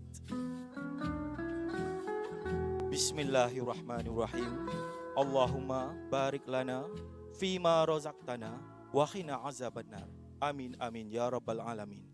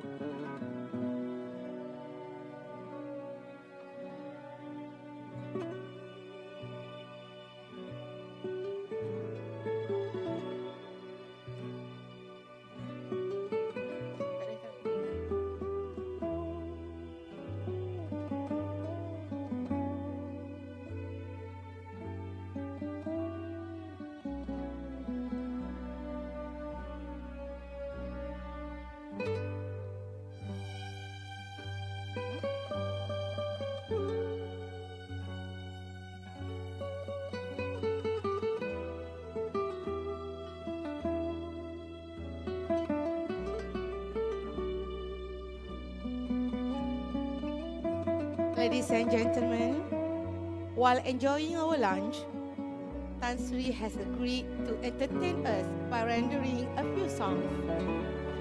We will present you Tan Sri Dato Sri Dr. Azman Hashim's The Other Side of Me.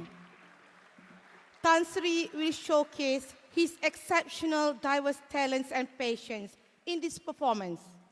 The orchestra for this performance feature a distinctive collaboration between UC Malaya and UPSI.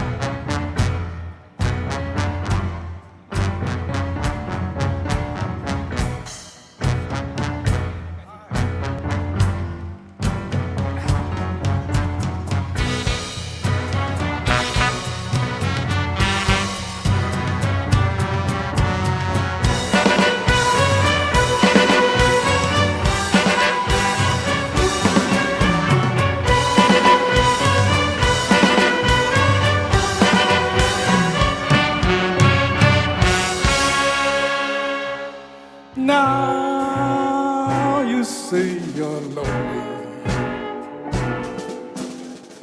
You cried all night through. Well, you can cry me a river, cry me a river. I cried a river over you.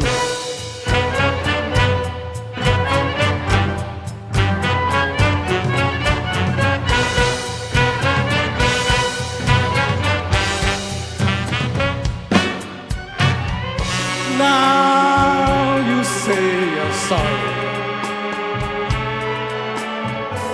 for being so untrue. Well, you can cry me a river, cry me a river. I cried a river over you. You drove me, nearly drove me out of my head, while you never shed a tear, babe. I remember all that you said. Told me love was too plebeian, told me you were through with me, and now you say you love me. Well, just to prove that it's true, why don't you cry me a river, cry me a river. I've cried a river over you.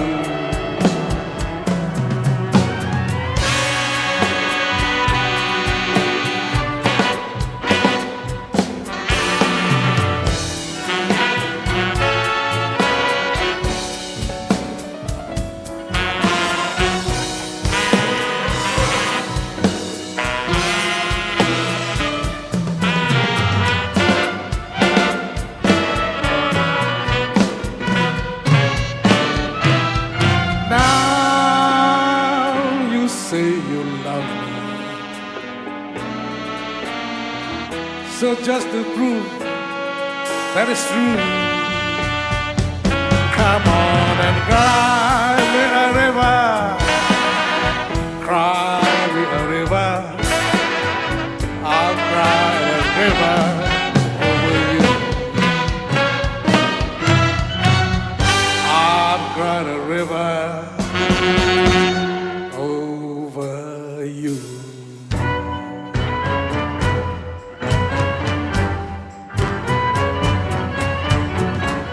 Cry a river.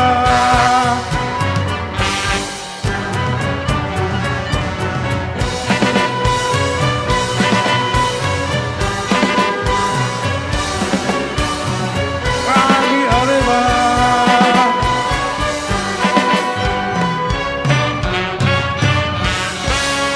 Cry me a river.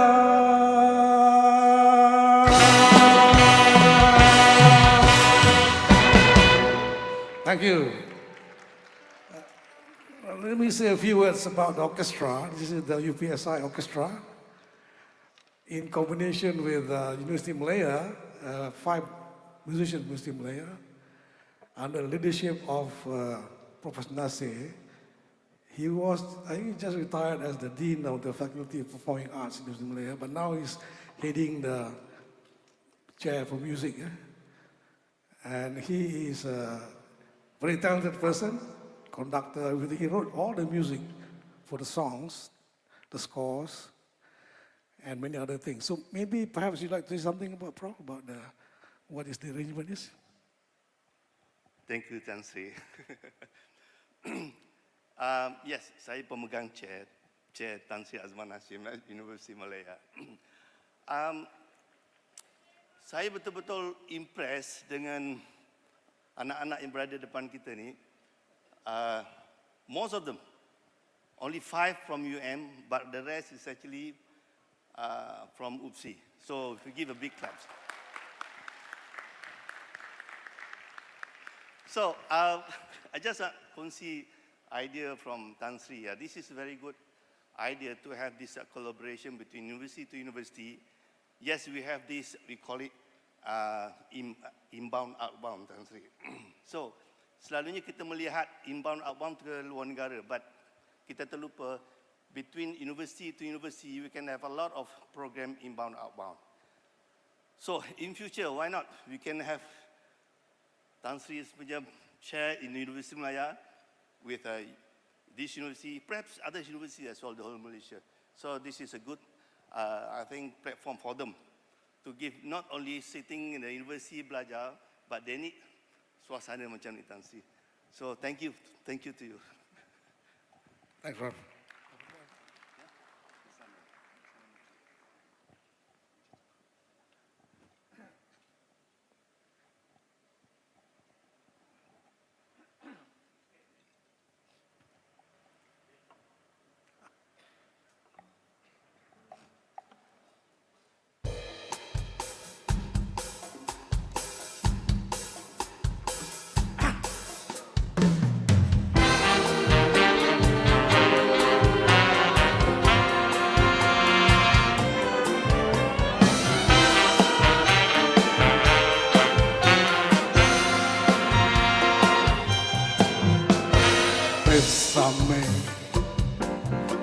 Bésame mucho.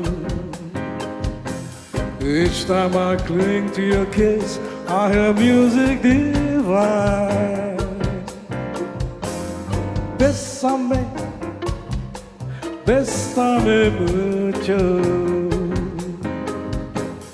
Hold me, my darling, say that you'll always be mine.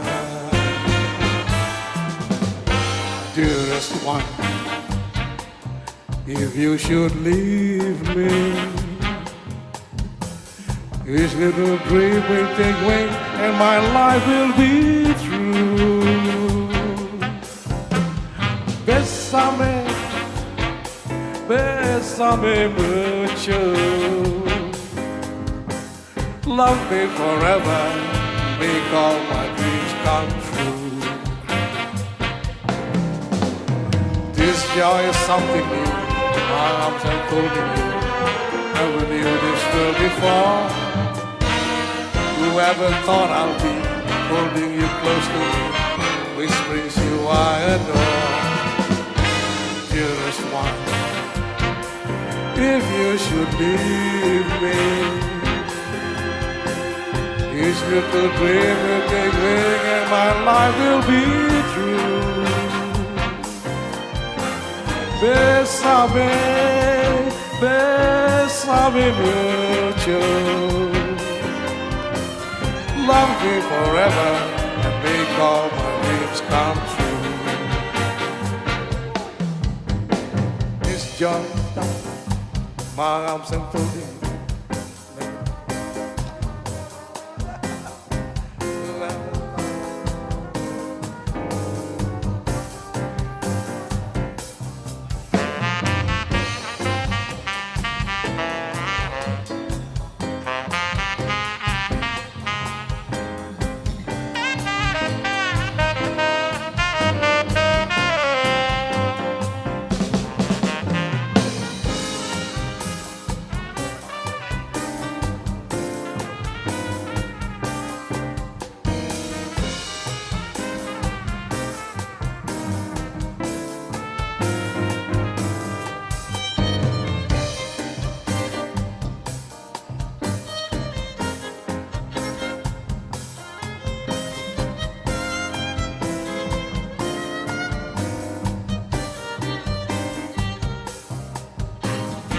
This joy is something new.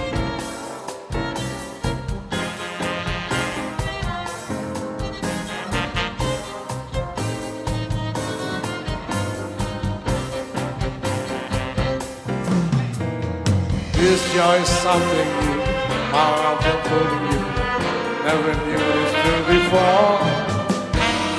Whoever thought I'll be holding you close to me, which thing is you I adore. Dearest one, if you should leave me, each little dream will take wing and my life will be through. Bésame, bésame mucho. Love me forever and make all my dreams come true. Love me forever and make all my dreams come true. Come true. Thank you.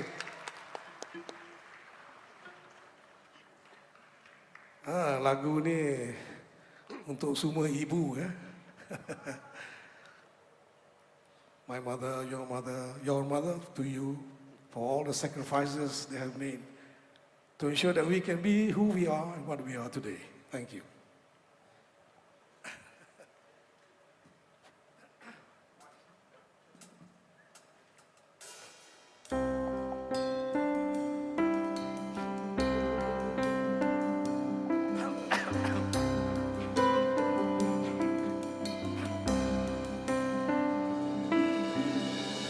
Dalam hati setiap manusia ada tempat istimewa, menjelmanya kasih suci yang tidak ada bandingannya. Kasih ini ku sembahkan padamu, sungguh murni tak terhingga. Andai kata ibu tiada, aku merasa tak bahagia. Ibu, this song is dedicated to all mothers, my mother, your mother to you, for all the sacrifices they have made to ensure that we can be who we are and what we are today. Ibu.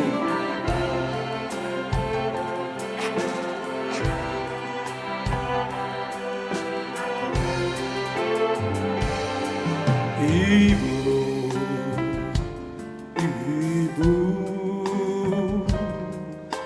Ibulah ratu hatiku. Bila aku berduka, Ibu hiburkan selalu. Ibu, Ibu, Ibulah ratu hatiku yang tak dapat ku lupakan tiap waktu. Betapa tidak, hanya ibulah yang menyinari hidupku sepanjang masa. Ibu berkorban tidak putusnya bagai air lalu.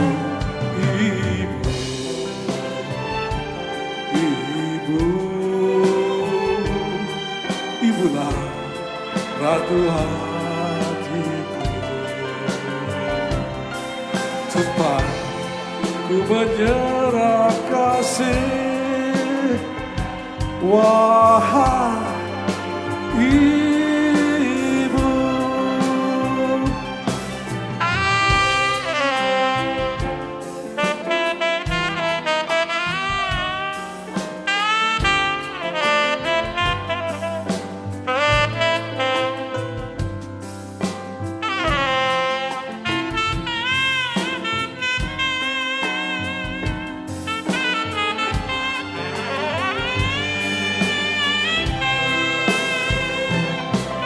Betapa tidak, hanya ibulah yang menyinari hidupku sepanjang masa. Ibu berkorban tidak putusnya bagai air lalu. Ibu, Ibu, Ibulah ratu hatiku.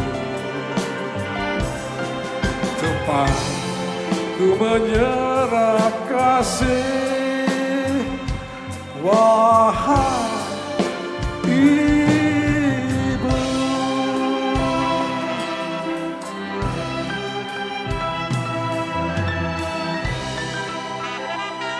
Ibu. Terima kasih.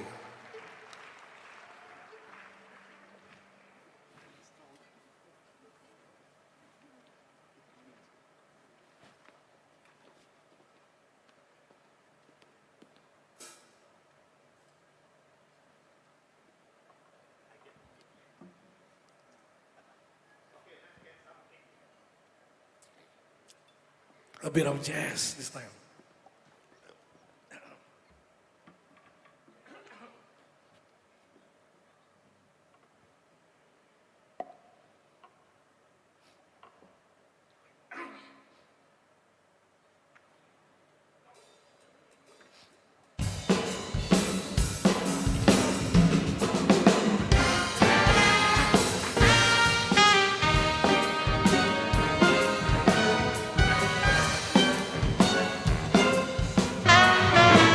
I get no kick from champagne.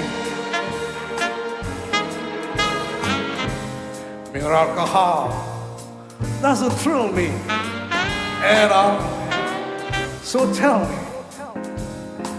how could it be true that I get a kick out of you? Some get a kick from the fume.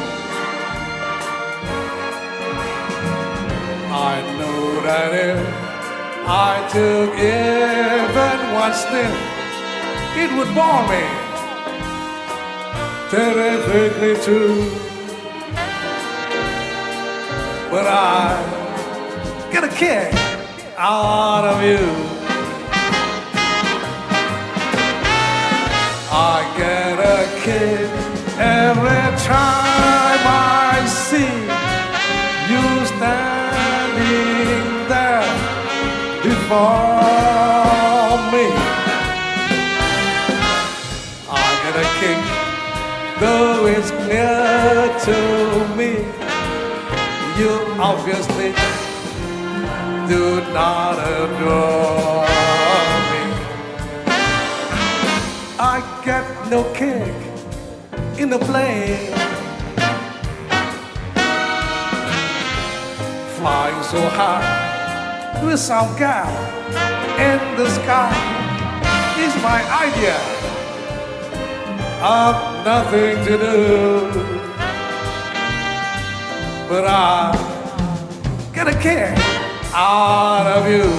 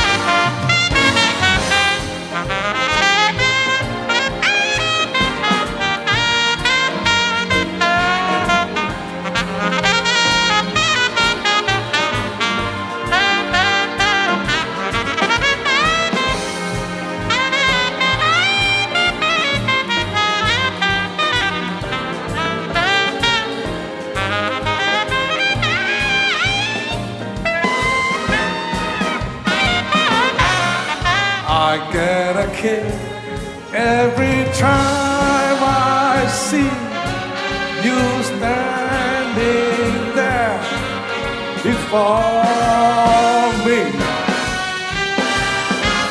I get a kick, though it's clear to me, you obviously do not adore me. I get no kick in the plane, flying so high with some gal in the sky is my idea of nothing to do, but I get a kick. Yeah, I got a big kick. I got a kick out of you.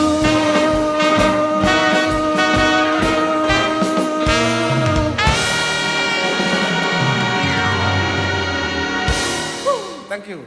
That was a bit of jazz.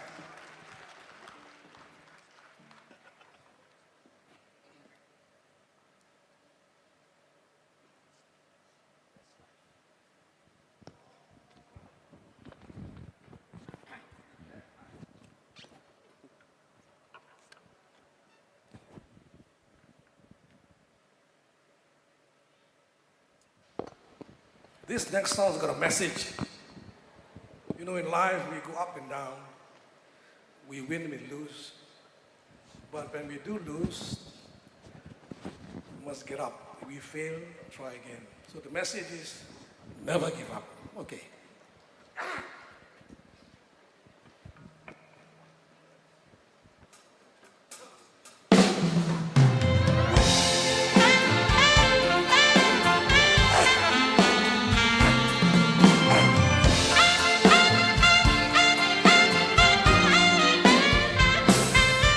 That's life.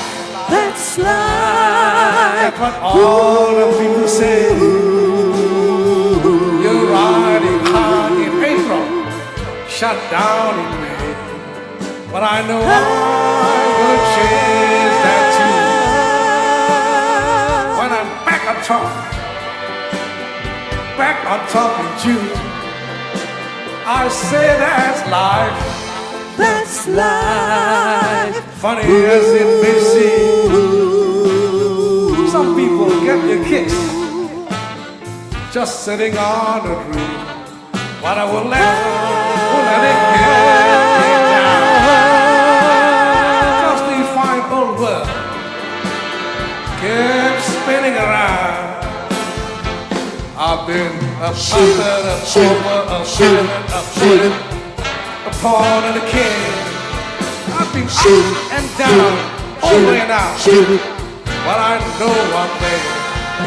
Each time I find myself falling flat on my face, I just pick myself up and get back in the race. That's life. That's life. That's life, and I can't deny it. Many times I've thought of quitting, but my heart just won't buy it. But if I didn't say it was worth one single song, I'll jump on that big bird, and then I'd fly. I've been a puppet, a pauper, a servant, a king, a pawn and a king. I've been up and down, over and out, but I know one thing. Each time I find myself falling flat on my face, I just pick myself up and get back in the race. That's life. That's life. And I can't deny it. Many times I thought of quitting, but my heart just won't buy it. Like there's nothing good coming your way, July. Myself up in a big bar, and then I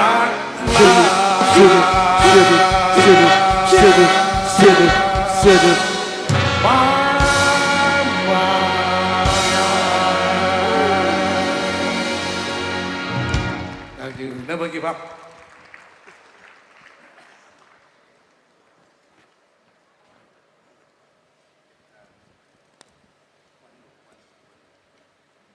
I have a duet now with Lotus. Okay, thank you, Thank you, Dato. Lotus.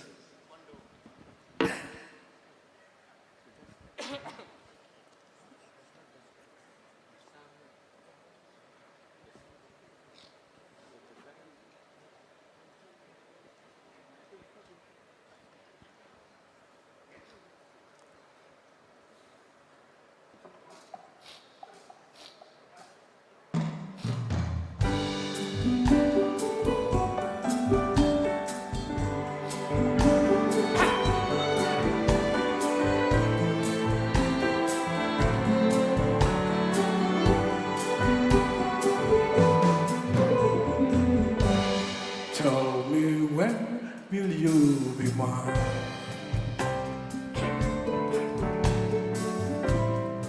Tell me quando.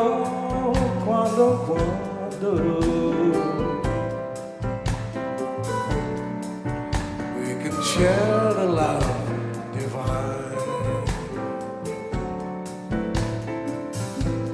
Please don't make me wait again. When will you say yes to me? When will you say yes to me? Tell me quando. Tell me quando. You mean happiness to me. You mean happiness to me. Oh my love, please tell me when.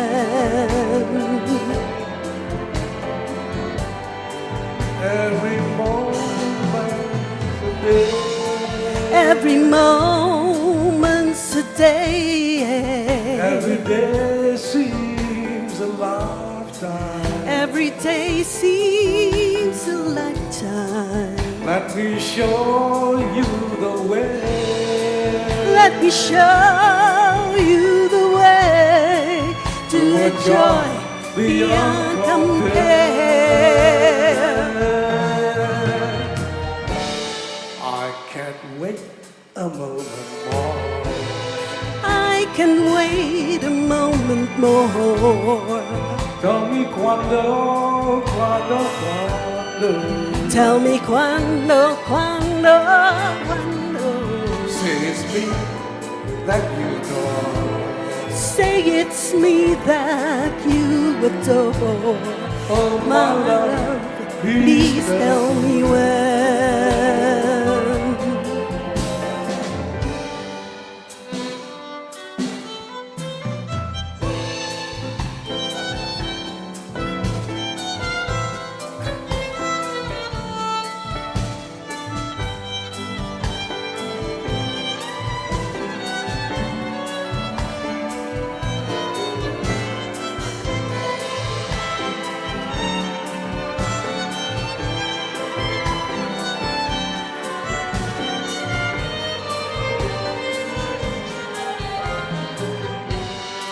Every moment's a day. Every moment's a day. Every day seems a lifetime. Every day seems a lifetime. Let me show you the way. Let me show you the way to a joy beyond compare. I can't wait a moment more. I can wait a moment more. Tell me quando, quando, quando. Tell me quando, quando, quando. Say it's me that you adore. Say it's me that you adore. And my love, please tell me when. And my darling, tell me when.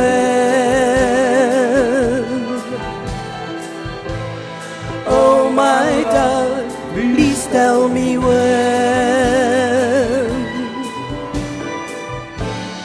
Oh my love, please tell me when.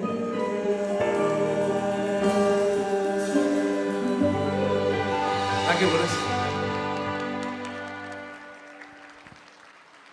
Lotus.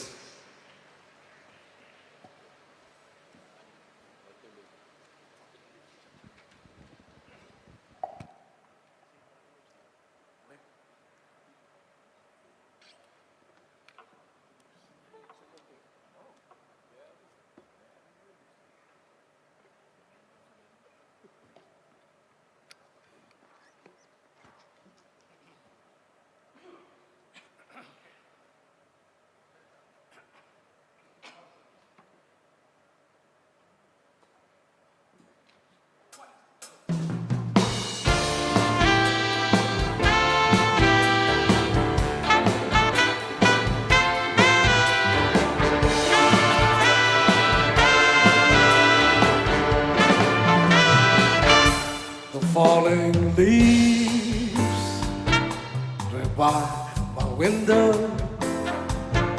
The autumn leaves are red and gold. I see your lips, the summer kisses, the sunburned hands I used to hold. Since you went away, the days grow long, and soon I'll hear a winter song. But I'll miss you most of all, my darling, when autumn leaves start to fall.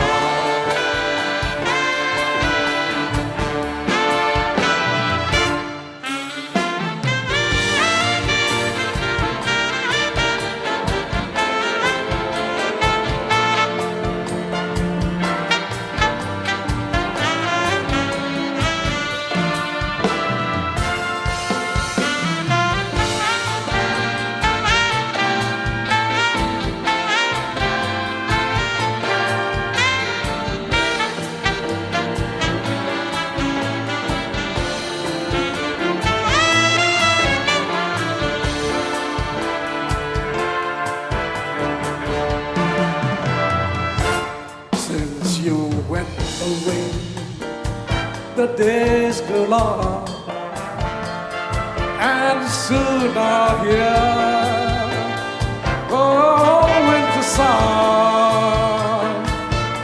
But I'll miss you most of all, my darling, when autumn leaves start to fall.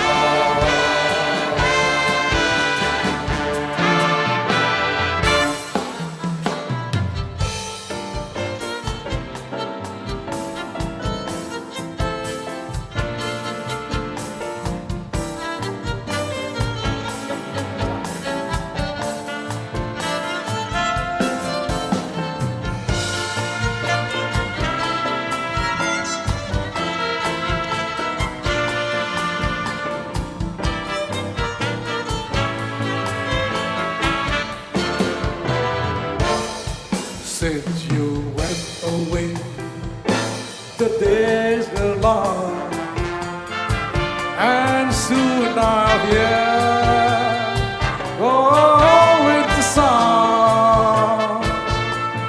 But I'll miss you most of all, my darling,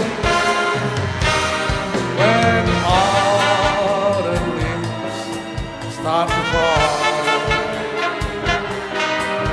When autumn leaves start to fall. When autumn leaves start to fall.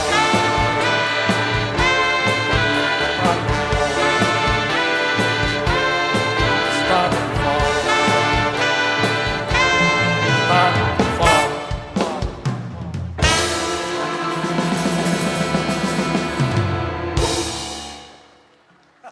Thank you.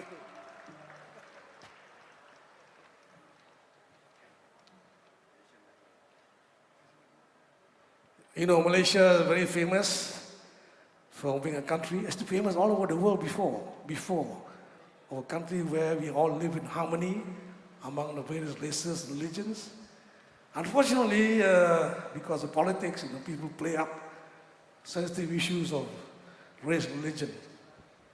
Anyway, this one is a medley of 3 languages, Malay, Chinese, Indian. That's a message lah, kita together kan.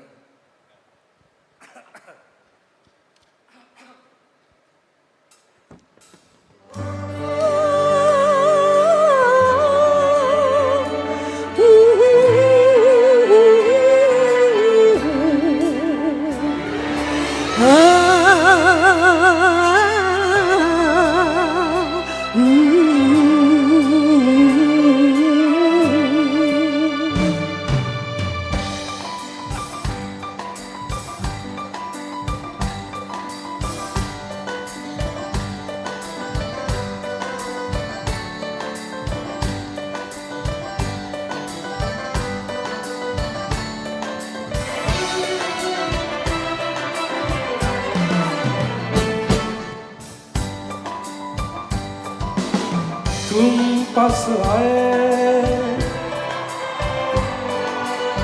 यूं मुस्कुराए तुम पास आए यूं मुस्कुराए तुमने न जाने क्या सपने दिखाए तुम पास आए यूं मुस्कुराए तुमने न जाने क्या सपने दिखाए अब तो मेरा दिल जाके न सोता है क्या करना है कुछ कुछ होता है क्या करना है कुछ कुछ होता है तुम पास आए यूं मुस्कुराए तुमने न जाने क्या सपने दिखाए अब तो मेरा दिल जाके न सोता है क्या करना है कुछ कुछ होता है क्या करना है कुछ कुछ होता है शुक्रिया शुक्रिया नंदरी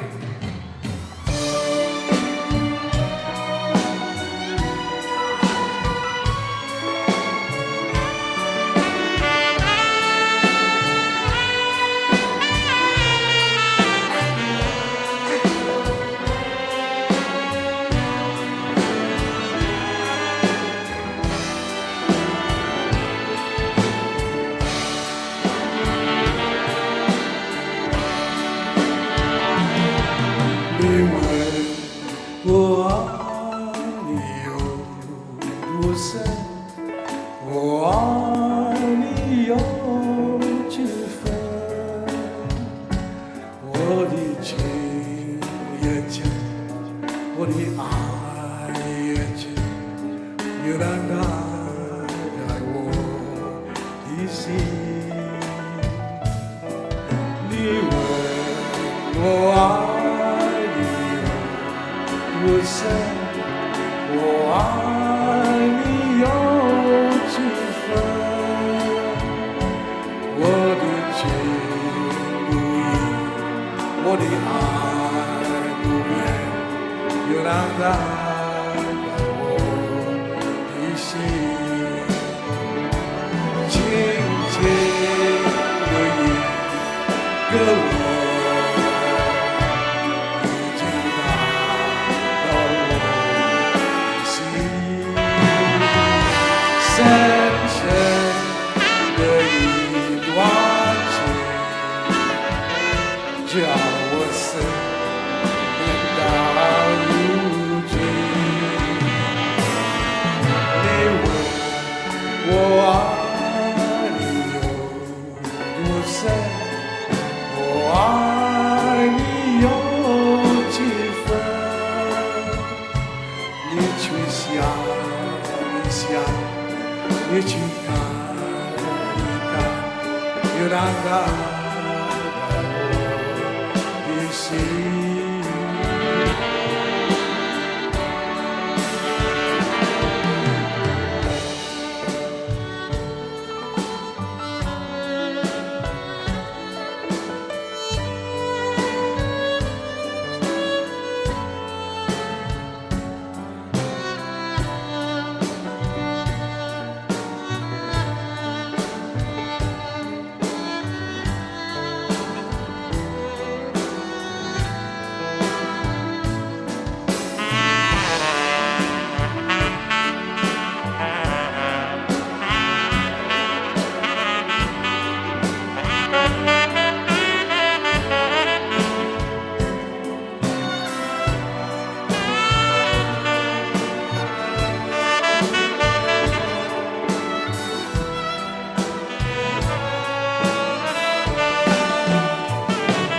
轻轻的一个吻，已经打到我的心。深深的一段情，叫我思念到如今。你问我爱多深，我爱你有几分？你去想一想，你去看一看，又难打我的心，又难打。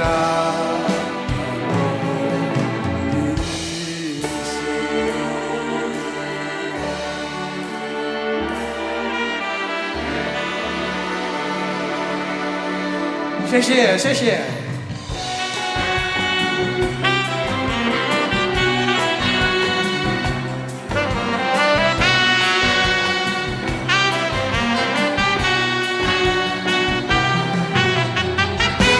Bila larut malam, darahku cak, darahku cak cak, darahku cak, darahku cak cak, darahku cak, darahku cak cak. Darahku cak, darahku cak cak, darahku cak, darahku cak cak, darahku cak, darahku cak cak, mengapa hatiku darahku cak, darahku cak cak, darahku cak, darahku cak cak, darahku cak, darahku cak cak. Darahku cak, darahku cak cak, darahku cak, darahku cak cak, darahku cak, darahku cak cak, darahku cak, darahku cak cak. Ingin ku katakan, tapi pada siapa?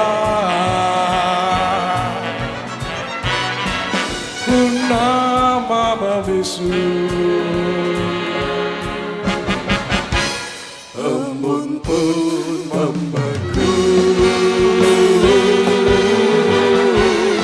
jiwa tak tertahan. Daraku cang, daraku cang, cang. Daraku cang, Dalam daraku cang, api cang. cinta, Daraku cang, daraku cang, cang. Daraku cang, daraku cang, cang. Daraku cang, daraku cang, cang. Daraku cang, daraku padanya cang, cang. asmara.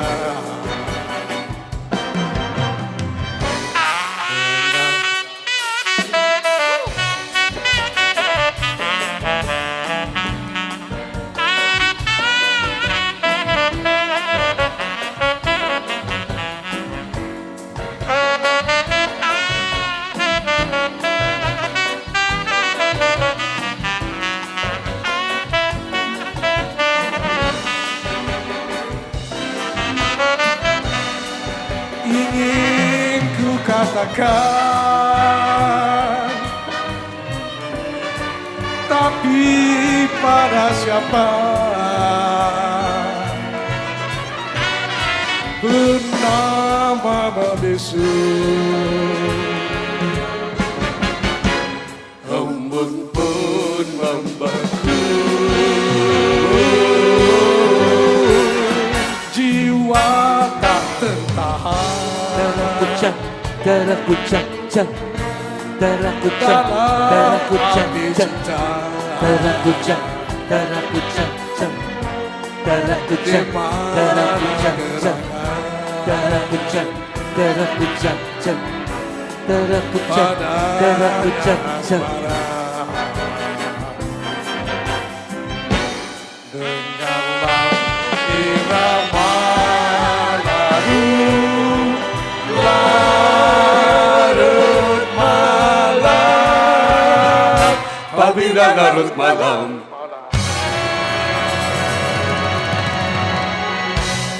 Saloma and Piramli.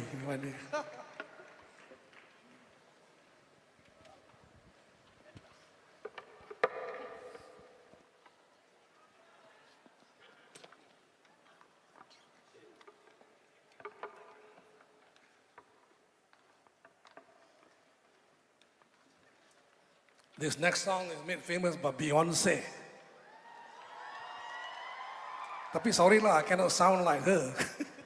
She's great.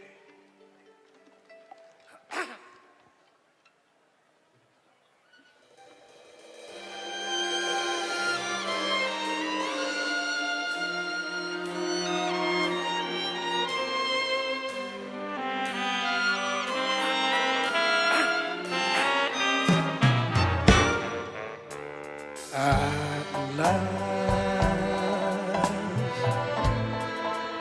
my love has come along. My lonely days are over, and life is like a song. Oh yeah. At last, the skies above are blue. My heart was wrapped in clover. The night I look at you,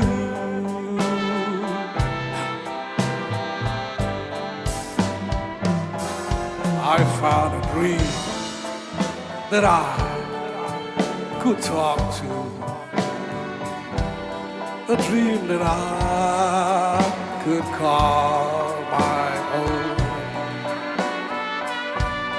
I found a thrill to press my cheek to, a thrill that I have never known. You smile, you smile. Oh, then the spell was cast. And here we are in heaven. For you are mine at last.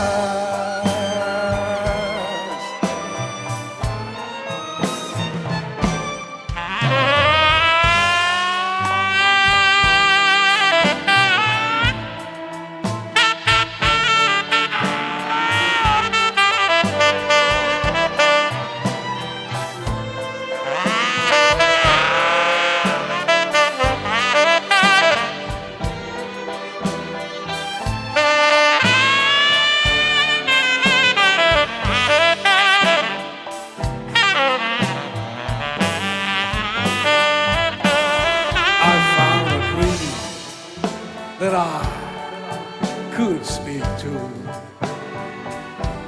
the dream that I could call my own.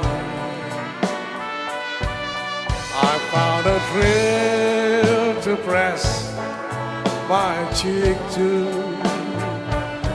a thrill that I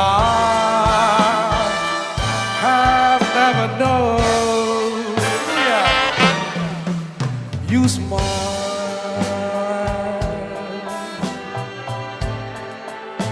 oh then the spell was cast, and here we are in heaven. For you are mine at last. For you are mine at last. For you are mine at last.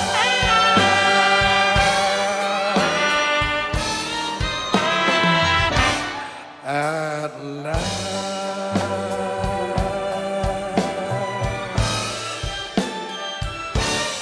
At last.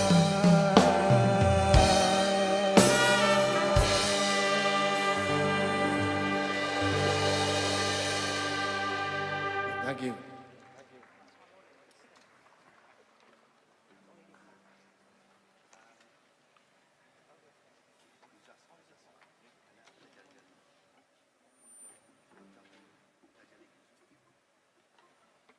We have not much time, it's 1 o'clock, so I'm cutting out one song.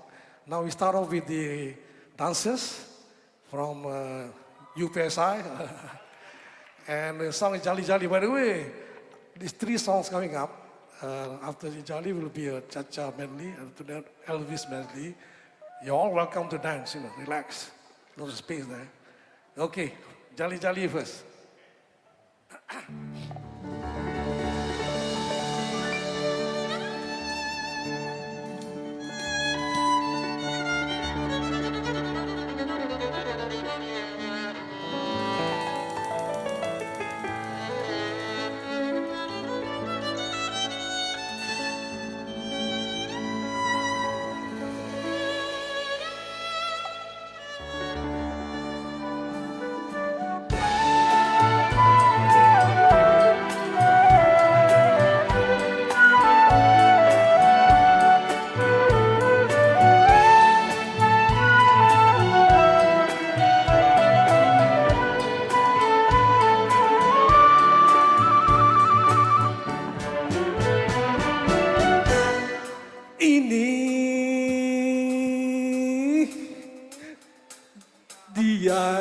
Jolly Jolly,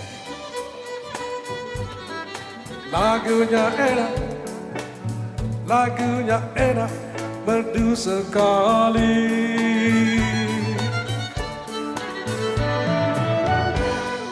Ini dia si Jolly Jolly, lagunya enak merdu sekali.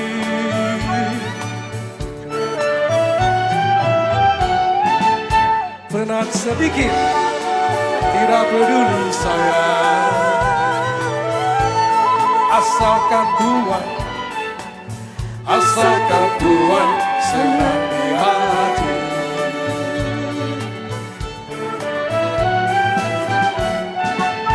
penat sedikit, tidak peduli saya.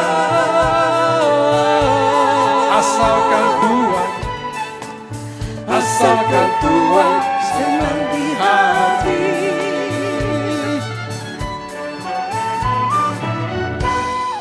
Paling enak si mangga udang, pohonnya tinggi, buahnya jarang. Paling enak si mangga udang, pohonnya tinggi, buahnya jarang.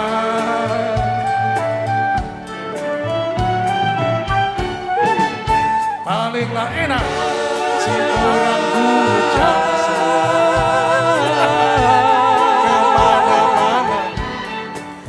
kemana-mana, tiada yang larang. Palinglah nakal si istri baru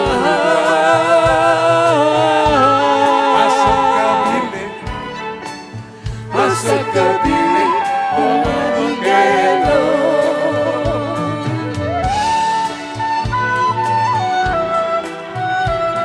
Great, carry on please.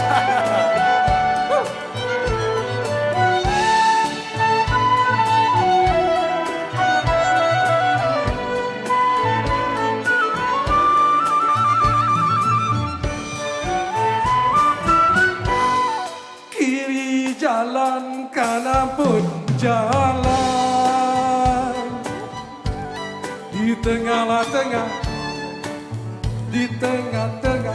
si pohon duku.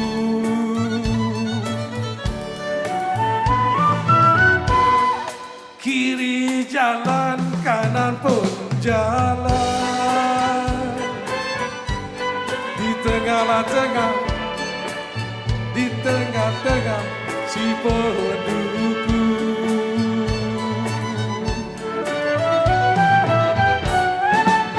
Kirim gonjangan, pesan gonjangan saya.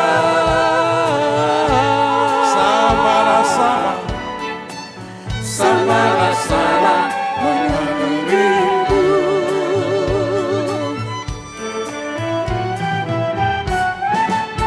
Kirim gonjangan, pesan gonjangan saya.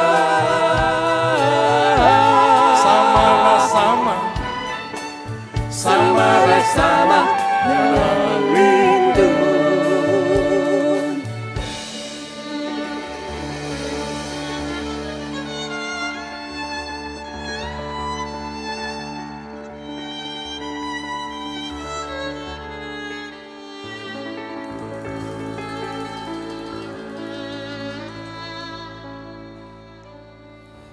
Jalilah jali dari Cikini sayang,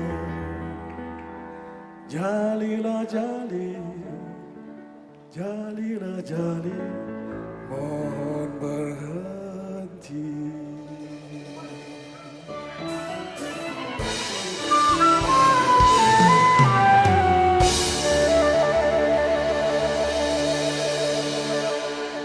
Okay, Cha-Cha medley next. Dancers, please. Hi, those at the back. Most welcome to continue Cha-Cha. Get your partners, please.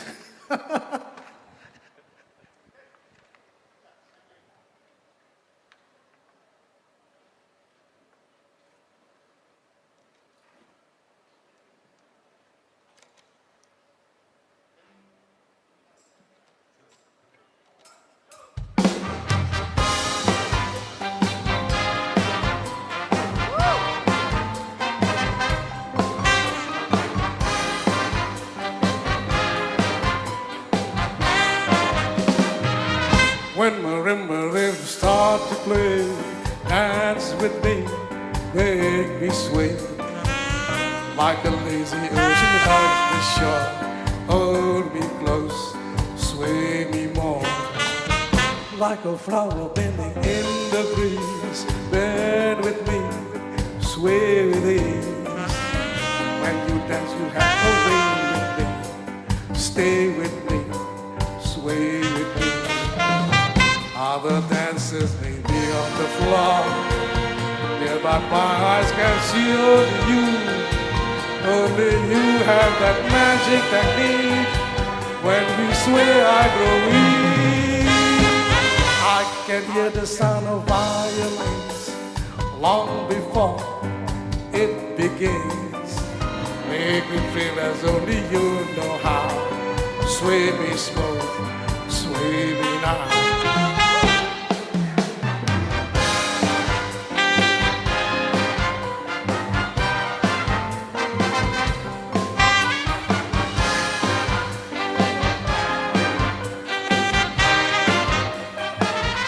Other dancers may be on the floor, yeah, but my eyes can see only you. Only you have that magic technique. When we sway, I grow weak. I can hear the sound of violins long before it begins. Make me feel as only you know how. Sway me smooth, sway me now. When the rhythm starts to play, dance with me, make me sway. Like a lazy ocean hugs the shore. Hold me close, sway me more.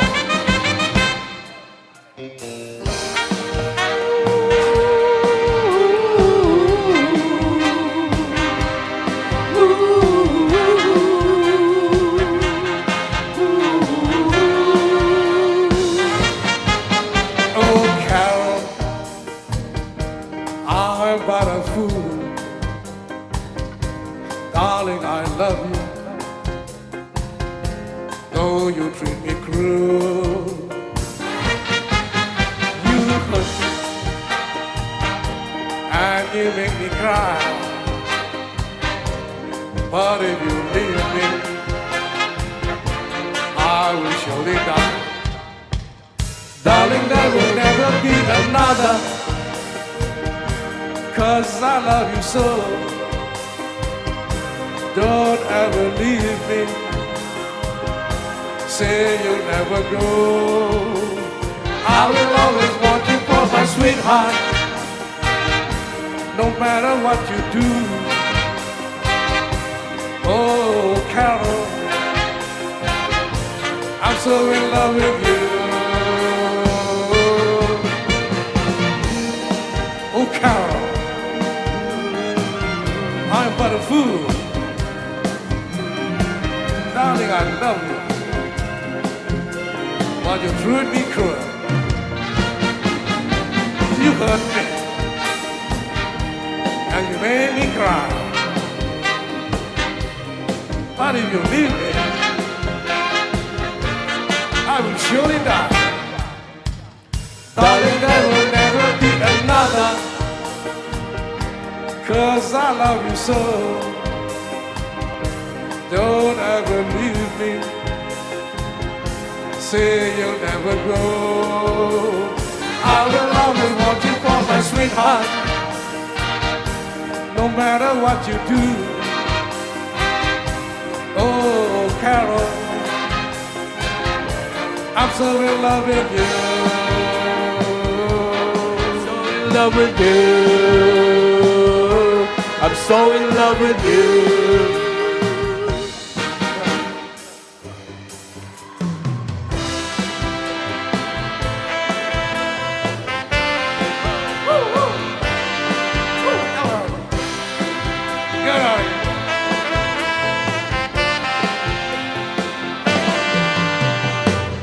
So young and you're so old. Oh, my darling, I'll be told. I don't care just what they say, 'cause forever I will reign. You and I will be as free as the birds up in the trees. Oh, please stay by me, Diana.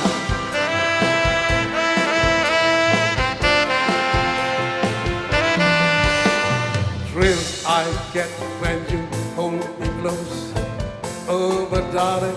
You're the most, and you hold me in your loving arms. I can feel it with all your charms. Hold me, darling, hold me tight. Squeeze me, baby, with all your might. Oh, please stay with me, Diana.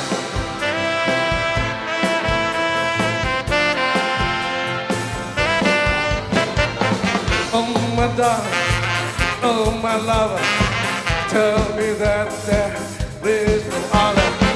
I love you with my heart.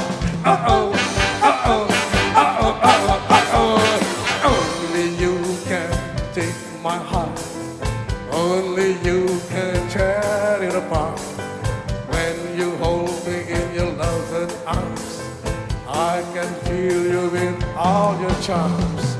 Hold me down, hold me tight, squeeze me, baby, with all your might. Oh, please stay by me, Diana. Oh, please, Diana. Oh, please, Diana. Oh, please, Diana.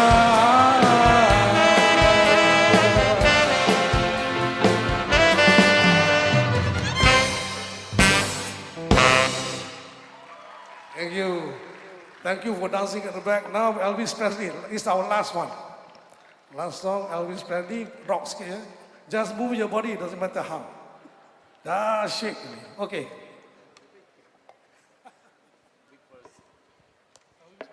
Elvis Presley, you're going to drink a bit.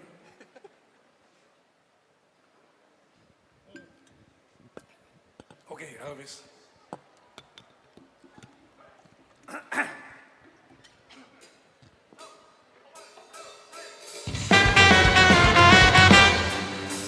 We will let me be your love and teddy bear.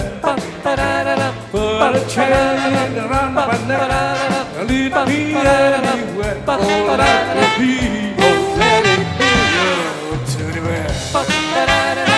I don't want to be a tiger, tiger lives too rough. I don't want to be a lion, 'cause lions ain't the kind we love enough. I just want to be your teddy bear. Put a chain around my neck and lead me anywhere. Oh, let it be, oh, let it be your teddy bear. Oh, baby, let me be around you every night. Run your fingers through my hair and cuddle me all the time. Oh, let it be, oh, let it be your teddy bear. I don't wanna be a tiger. Tigers play too rough. I don't wanna be a lion, 'cause lions ain't the kind we love enough. I just wanna be your teddy bear. Put a chain around my neck and lead me anywhere. Oh, let me be, oh, let it be your teddy bear. Oh, let me be, oh, let it be your teddy bear. I just wanna be your teddy bear. Yeah.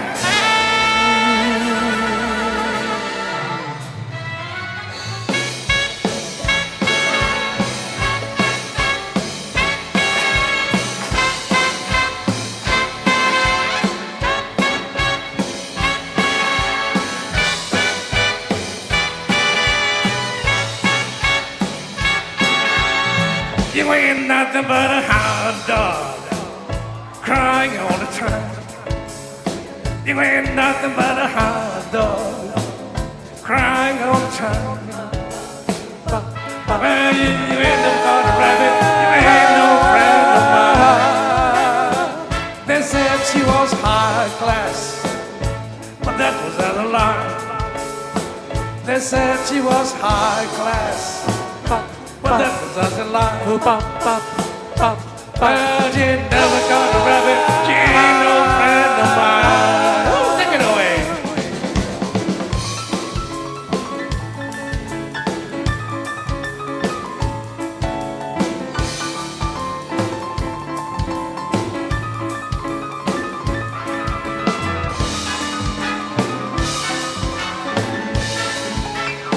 You ain't nothing but a hot dog, crying all the time.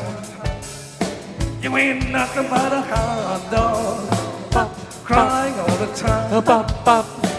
You ain't never gonna rabbit, ain't no friend of mine. They said she was high class, well that was just a lie. They said she was high class, well that was just a lie. Well, she ain't never got a rabbit, she ain't no friend of mine.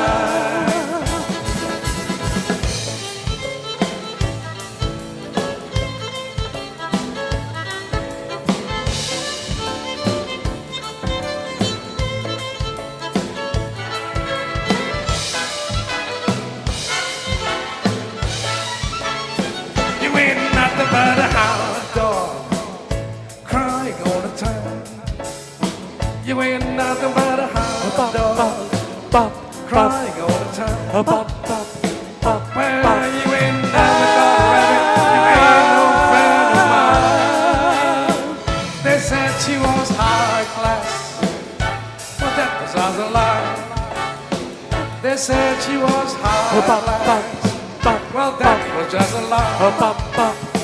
Well, she ain't never got a rabbit, she ain't no friend of mine. She ain't never got a rabbit, she ain't no friend of mine.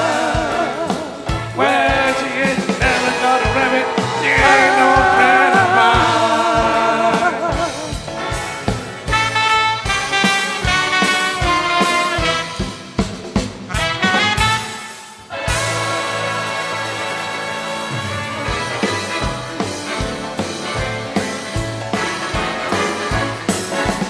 One for the money, two for the show. Better get ready now, don't cat go, but don't you grab on my blue suede shoes. You can do anything, but my stuff and shoes.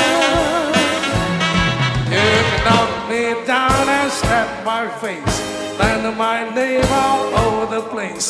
Do anything you wanna do, honey, off my shoes, but don't you grab on my blue suede shoes. You can do anything, off my blue suede shoes. Blue suede shoes, blue suede shoes, blue suede shoes, blue suede shoes. You can do anything, off my blue suede shoes. You can burn my house and steal my car, drink my liquor from the old blue jar. Do anything you wanna do, honey, off my shoes, but don't you never my blue suede shoes. You can do anything, off my blue suede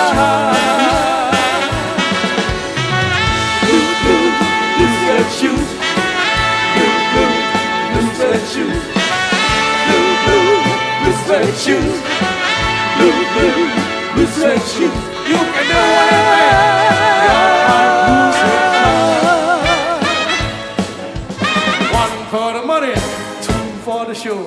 Three to get ready now, don't cat go, but don't you grab my blue suede shoes. You can do anything, off my blue suede shoes. Blue suede shoes, blue suede shoes, blue suede shoes. suede shoes. You can do anything. Got my blue suede shine. Yeah.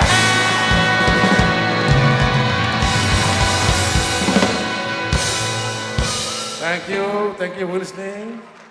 Thank you to the orchestra, UPSI, and the fire for and Provost Nasi, thank you, Lourdes Double. Thank you to the audience, Chairman. Thank you for listening. Hope to see you again sometime. Thank you. Assalamualaikum.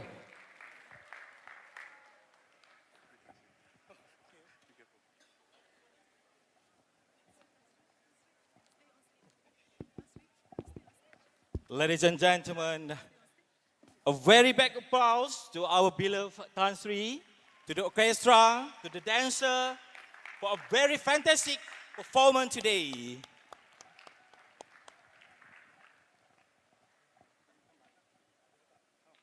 Ladies and gentlemen, as a gesture of gratitude to Tan Sri, we would like to invite all the distinguished guests to be on the stage to present a token of appreciation to our beloved Tan Sri Azman Hashim. Please welcome.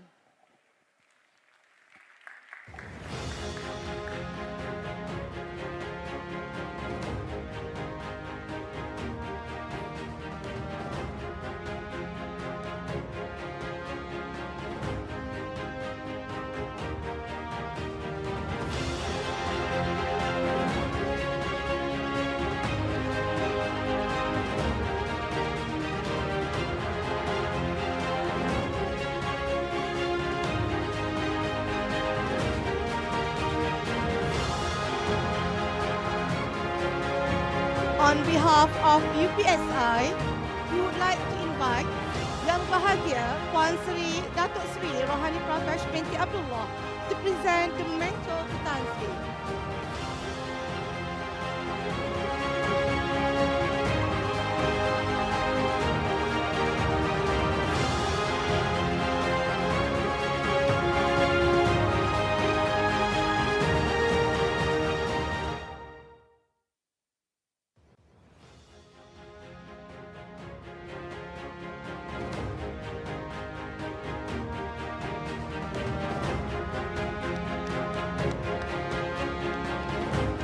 We would like to express our deepest gratitude to Puan Sri Dato Sri Rohani for presenting the mementos to Tan Sri. May these unforgettable occasions leave an everlasting impact to all of us. Ladies and gentlemen, thank you to all the distinguished guests for the memento presentation and photography session.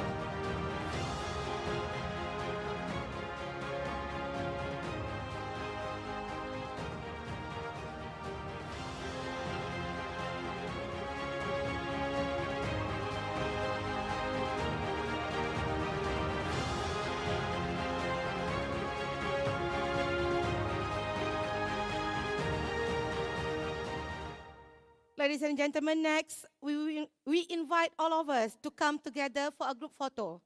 So please, come on, let's together on the middle of the hall for the group photo. Thank you. Let's get together, everyone.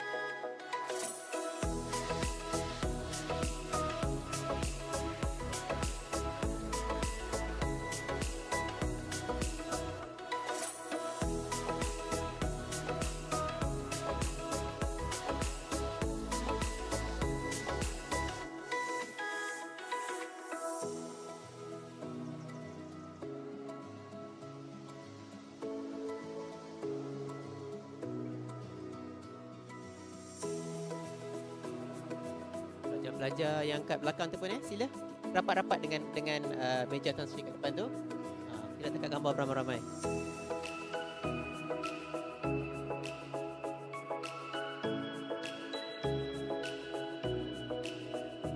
Okey, pelajar-pelajar sila ya ke depan.